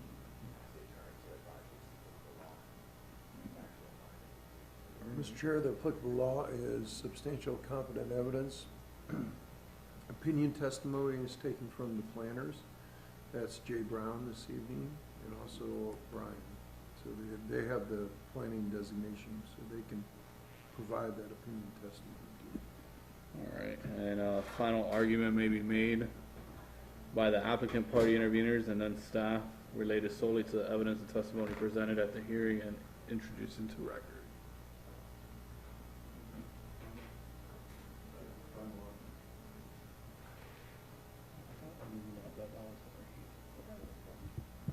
Mr. Chairman, Jay Brown again, and just for the record, which I probably didn't say earlier, I'm a professional engineer licensed in the state of Florida, and as far as the quasi-judicial and having our record, I don't necessarily have any final argument. I really believe, and staff supported our request for RSF3, thinking it was a very appropriate zoning category for this land use. For the reasons that I've tried to identify, I think it's appropriate, and so I have not seen any evidence to suggest that RSF2 better implements the existing low-density residential land use. So your staff supports our request for RSF3.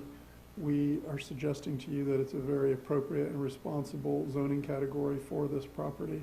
And so we would just encourage you to recommend approval based on your staff recommendation for approval. Thank you very much. Thank you. All right, deliberation of the application. So the board will now deliberate.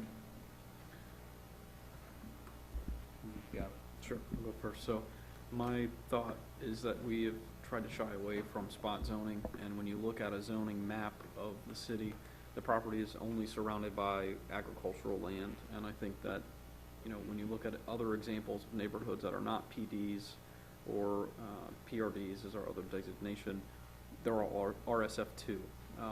So my level of comfort is to approve something that is RSF2. We've compared it tonight a lot to other neighborhoods, like Ms. Linda pointed out, Country Way, but that's a PD. And so going through that PD process gives the city more influence and the ability to determine what the final product looks like. Tonight, when we decide if it's RSF2 or RSF3, as long as they conform to our rules, they can proceed with the development, and we lose that control to influence what the final product looks like. So my level of comfort, again, is gearing towards what we've seen before and suggesting RSF2 and not 3, because we're not going through that PD process to have the ability to not necessarily negotiate, but talk more about what the final development looks like. So.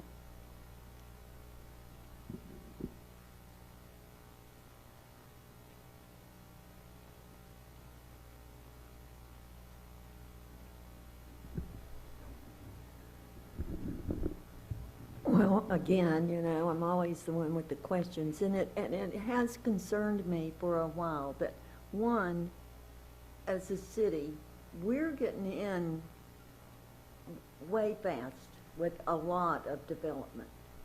We're not getting into new schools. We're not getting into new industry. We've had one developer that is talking about a development, who discussed some industry on that site. Not anybody else has. I can't get, and Attorney Walker we both came from east of town, and I live 5 minutes from this building, and it took me almost 20 minutes today to get out of my driveway, get onto Highway 26, get through the traffic light, and get here. So we're still dealing with traffic that's unbelievable. I just, the idea of more houses on, I don't know. Thank you, Gavin, because I'm thinking the RSF2 would perhaps be something that we could live with, that would help with the development, the number of homes that we're getting and that we're seeing. And I hope that somewhere along the way we're going to find a developer that's going to come in and want to build a Popeye's fried chicken or something, because we need something where these kids can work. We need, and our schools are old. We need help here. I'm sorry, what? I said, what about a KFC? Oh, no, I'm Popeye's, but yeah, KFC. But I also would go with the RSF2 for those reasons.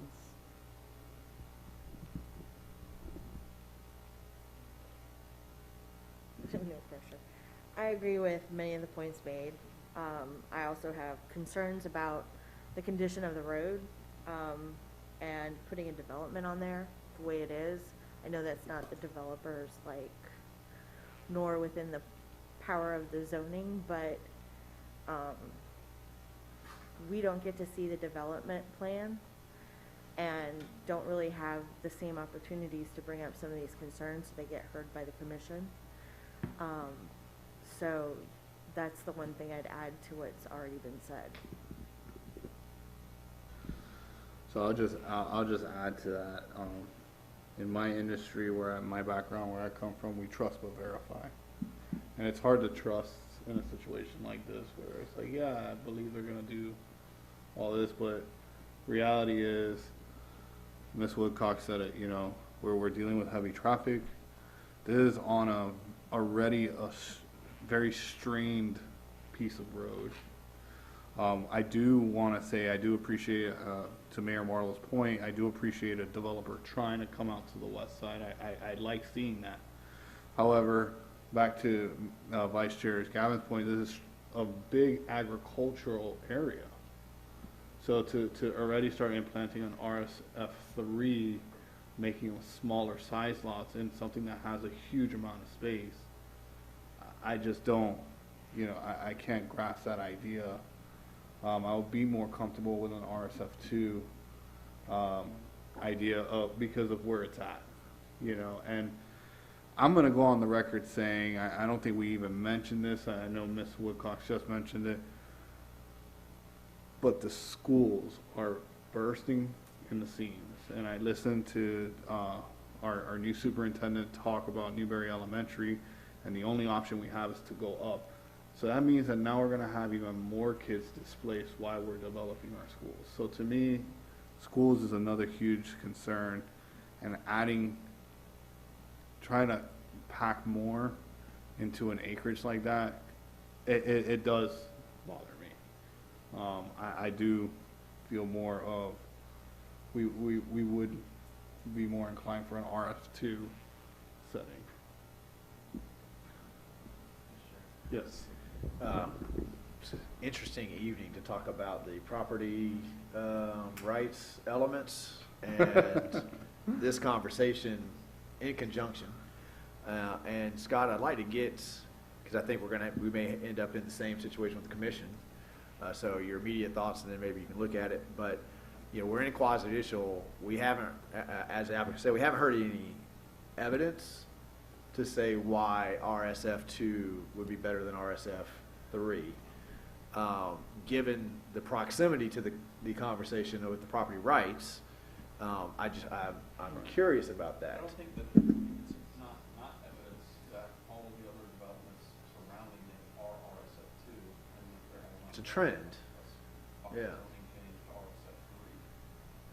I think that's definitely a trend, right? And I don't disagree with the comments that have been made up here on the dais.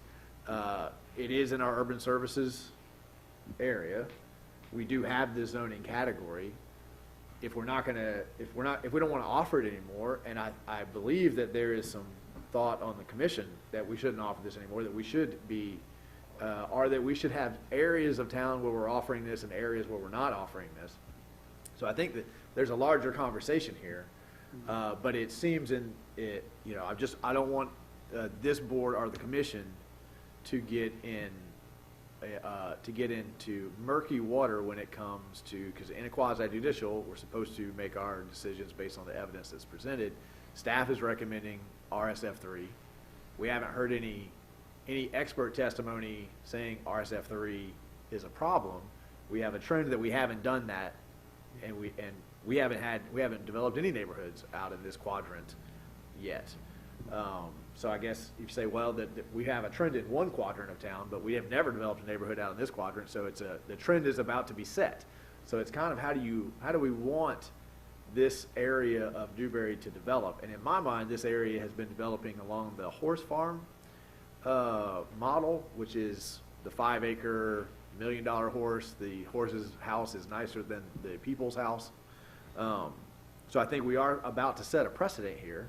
So I kind of agree with the RSF2 because I think that makes that quadrant a little bit nicer. But again, I guess my question is for Scott.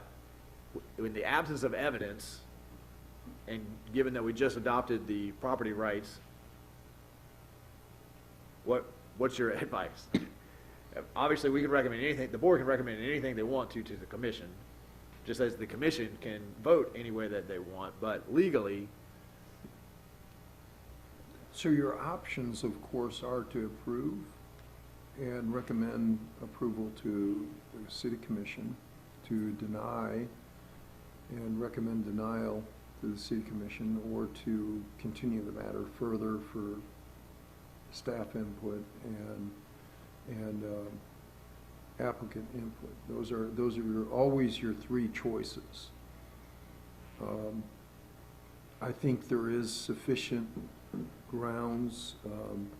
I don't think you tread on a Burt Harris issue or a property rights issue in this instance because we're so far attenuated from development approval at this point, so they don't have actual development rights that you would be treading on.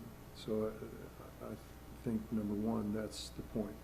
Now, land use and zoning should match up together, so that's something that we do need to consider, and I think that may be something as to why staff is recommending approval. But I think at the end of the day, you don't leave your analysis at the door as far as, okay, we have a concern about RSF2, concern about RSF1, what actually fits and what is compatible with this particular area. There's also been the comment by this board that, look, perhaps a planned development would be a much better way to go about it. It does give you more control on the front end of a development like this, so you see what the development design is anticipated to be. So this may be one of those that's better left punted for more staff input. You know, the good news is that the applicant's at the very beginning stage of this development, so it's an opportune time to have additional input and discussion. As you said, Mayor, Southwest 15th, that whole discussion isn't even on the radar to the applicant.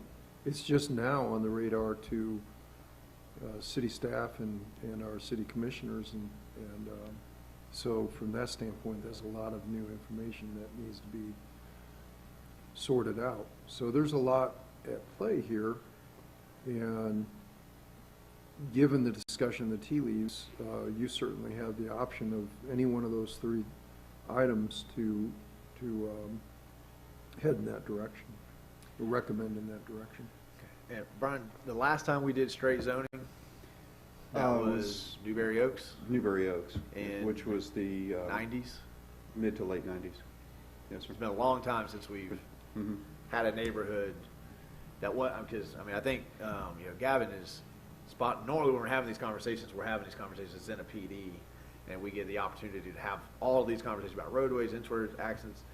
I guess, Mr. Mayor, or Mr. Chair, I wanted to address that to some extent. Couple things I've heard that I'm not quite sure of.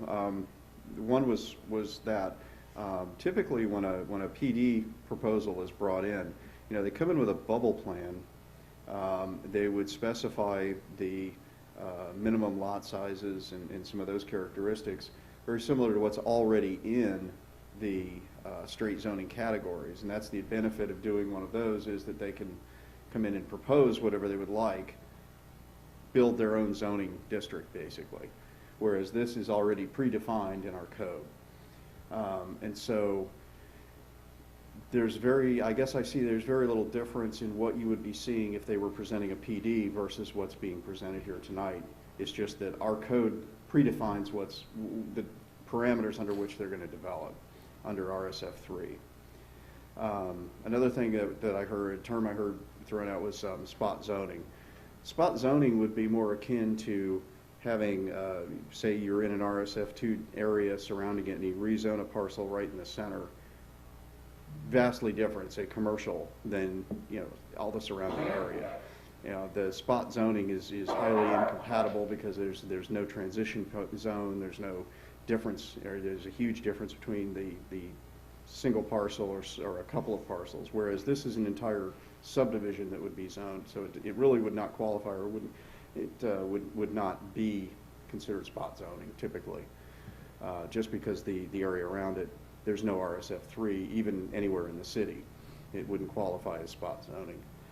And then the third point I've noticed was you mentioned a couple times that it's surrounded by agricultural land. But if you look at our PDs that have been developed, they also are surrounded by agriculture, Countryway Town Center. And that PD was surrounded by agricultural, and is still surrounded generally by agricultural zone districts, land. And so when you're inside the urban services boundary and you're within short distance to water and sewer provision, those are the parcels that are going to logically be developed in sequence over time. And so the fact that it's currently surrounded by agricultural zone land is no different basically than the parcels that are the areas that have been developed under PD, which were also surrounded by agricultural land at that time. And since then, some of those have developed further around them. Some of them are still, I won't say like a bubble, but still surrounded by agricultural. And so those are just a couple of the issues that I wanted to address. And then the other option is, the applicant has expressed a very, interested willingness in getting back and working with staff further. The item could be tabled time certain to a future meeting, and they could go just back to the drawing board and work with staff rather than vote it down if that's the will of the board.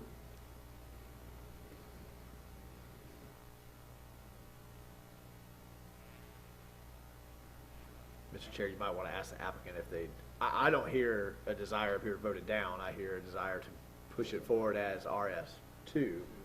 So maybe the applicant could speak to whether they'd like. So you pointed out that you don't see the difference in a PD versus just the straight zoning, but my understanding, at least of the PD, where they lay out their different zoning rules inside of that PD, the city has the ability to say, we'll accept that, we won't accept that, we'll accept that, we won't accept that. Right. Versus the straight zoning that we're being asked to vote on, we lose that ability once we approve that zoning, as long as they conform to the rules of that zoning category. That is correct. To me, that is a glaring difference. That is correct. And so, again, that's if the board didn't feel comfortable and they wanted to see an accompanying development agreement, they would essentially handle all of those considerations prior to then the consideration of the rezoning. That's an option. That would be the table the motion or table the application until a future meeting. I mean, I don't think we're in a, from what it sounds like, is we want to proceed with an RSF2. I mean, is that going to be an issue for that? That would be an approval with conditions. So when the applicant was up here, and I invite you to come back, just to verify, this is something that if I'm not mistaken, your words were similar to the sense of it's something that you guys can go back to the drawing board and kind of look at and see how we can make an RSF2 work. I mean, is that still?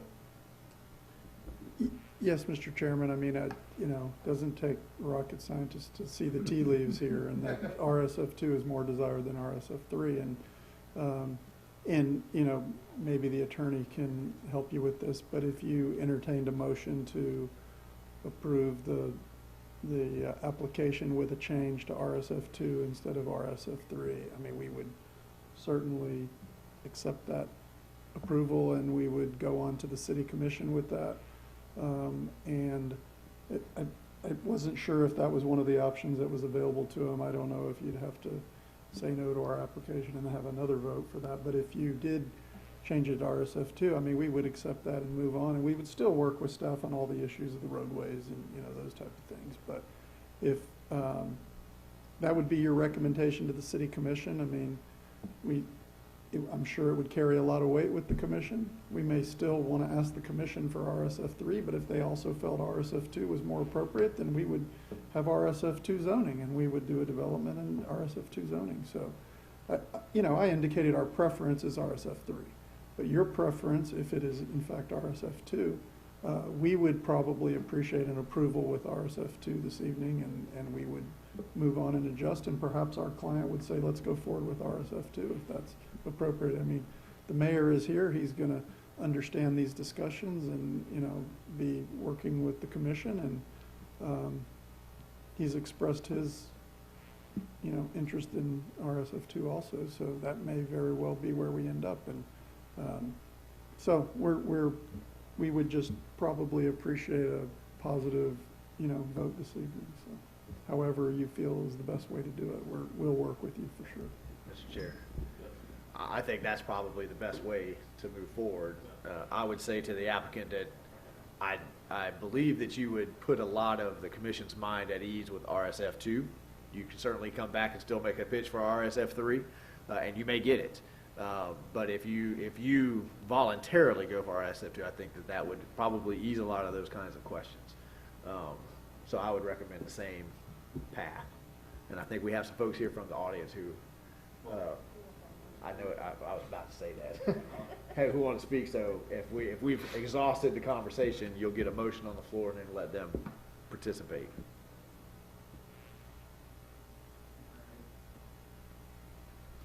Ask the board for a motion whether we approve with conditions, deny. Anybody want to? Yeah, well, I don't know. We want to approve, I don't know, I can't.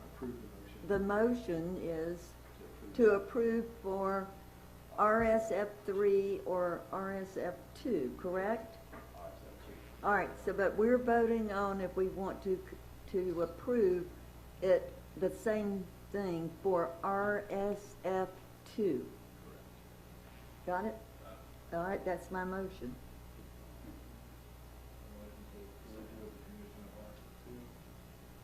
All right, we got a motion from Linda, second from Gavin.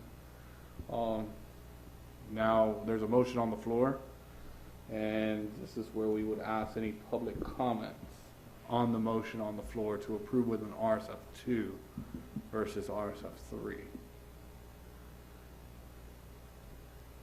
You gotta come up.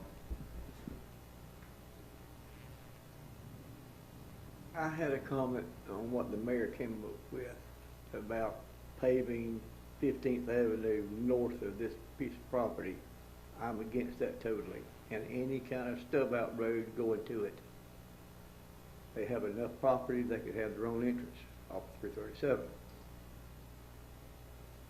That's my comment.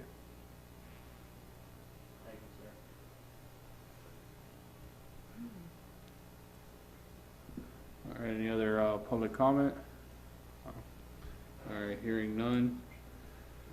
We'll go ahead and vote on the motion on the floor. All those in favor, saying aye. Aye. Aye. All those opposed? No. Motion passes 3-1. All right. Motion passes 3-1. We are out of quasi-judicial at this point. All right, we are out of quasi-judicial, and you can take that lovely laminate paper back. Thank you. All right, so with that being said, we'll move on to topics for members' discussion. Anybody? Gavin has nothing? Jessica? Topics for discussion. Yes. Mr. Chair, I do have just a couple. One, I wanted to invite everybody. I think these two events will happen before we see each other next. On August 20th, the Firehouse Gallery has partnered with one of my former students to host a black artist art show. It's called Through Black Eyes. They're going to open that show on August 20th at 5 o'clock. 1906 has a special that they're going to run that night, so it'll be a little art walk. So I'd invite the board to come on the August 20th. On August 21st, Newberry is going to host a historical marker unveiling at Freddie Warmack Park. This is in partnership with the Concerned Citizens of Newberry and the Equal Justice Initiative, Alachua County Commission, the Real Rosewood Foundation. There's a lot of groups that have come together to host this ceremony. That's at 10 a.m. on August 21st at Freddie Warmack Park. So I'd like to invite you guys to both of those ceremonies. August 20th, 5 o'clock right here across the street. August 21st, 10 a.m., Freddie Warmack Park. I also would like, in my capacity as your liaison to the commission, I know that the Delta variant is out there. The numbers are going up.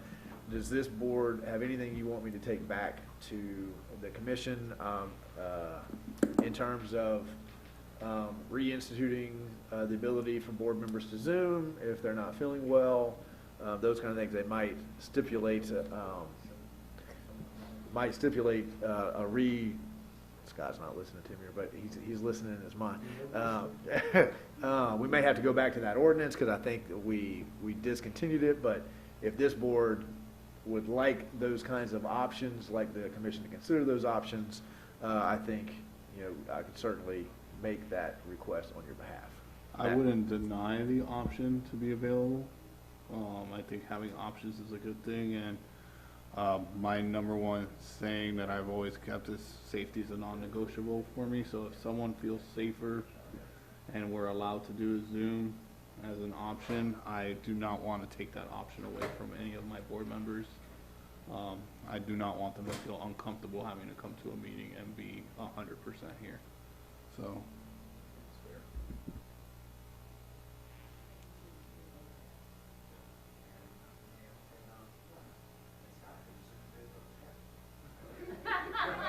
Hey, Scott. No zooming and driving. It's nice down there at the traffic light, That's a isn't it? mess, Mhm. yeah. Yeah. Okay, I'll be glad to take that back. Can't make any promises, but I just wanted to make sure. The governor has not authorized local governments to go back to Zoom at this point. So you can do the hybrid theoretically with a quorum here, so that's how we will be operating. Could we spread out more? I have one more. Yeah. Are we done? I think we can have have staff if- spread out. I definitely think that's within this board's ability to say to staff that, especially for the P and Z, when we'd like to utilize these seats down there and just sort of spread out. I know that we still have those partitions, so if this board would like those partitions back, we can bring the partitions back. Well, I think they were supposed to be here in between us, because we're kind of away from, yeah. We were trying to make it cloudy. Yeah, but I'll relay that, and Brian, and they'll make sure I don't forget to relay that.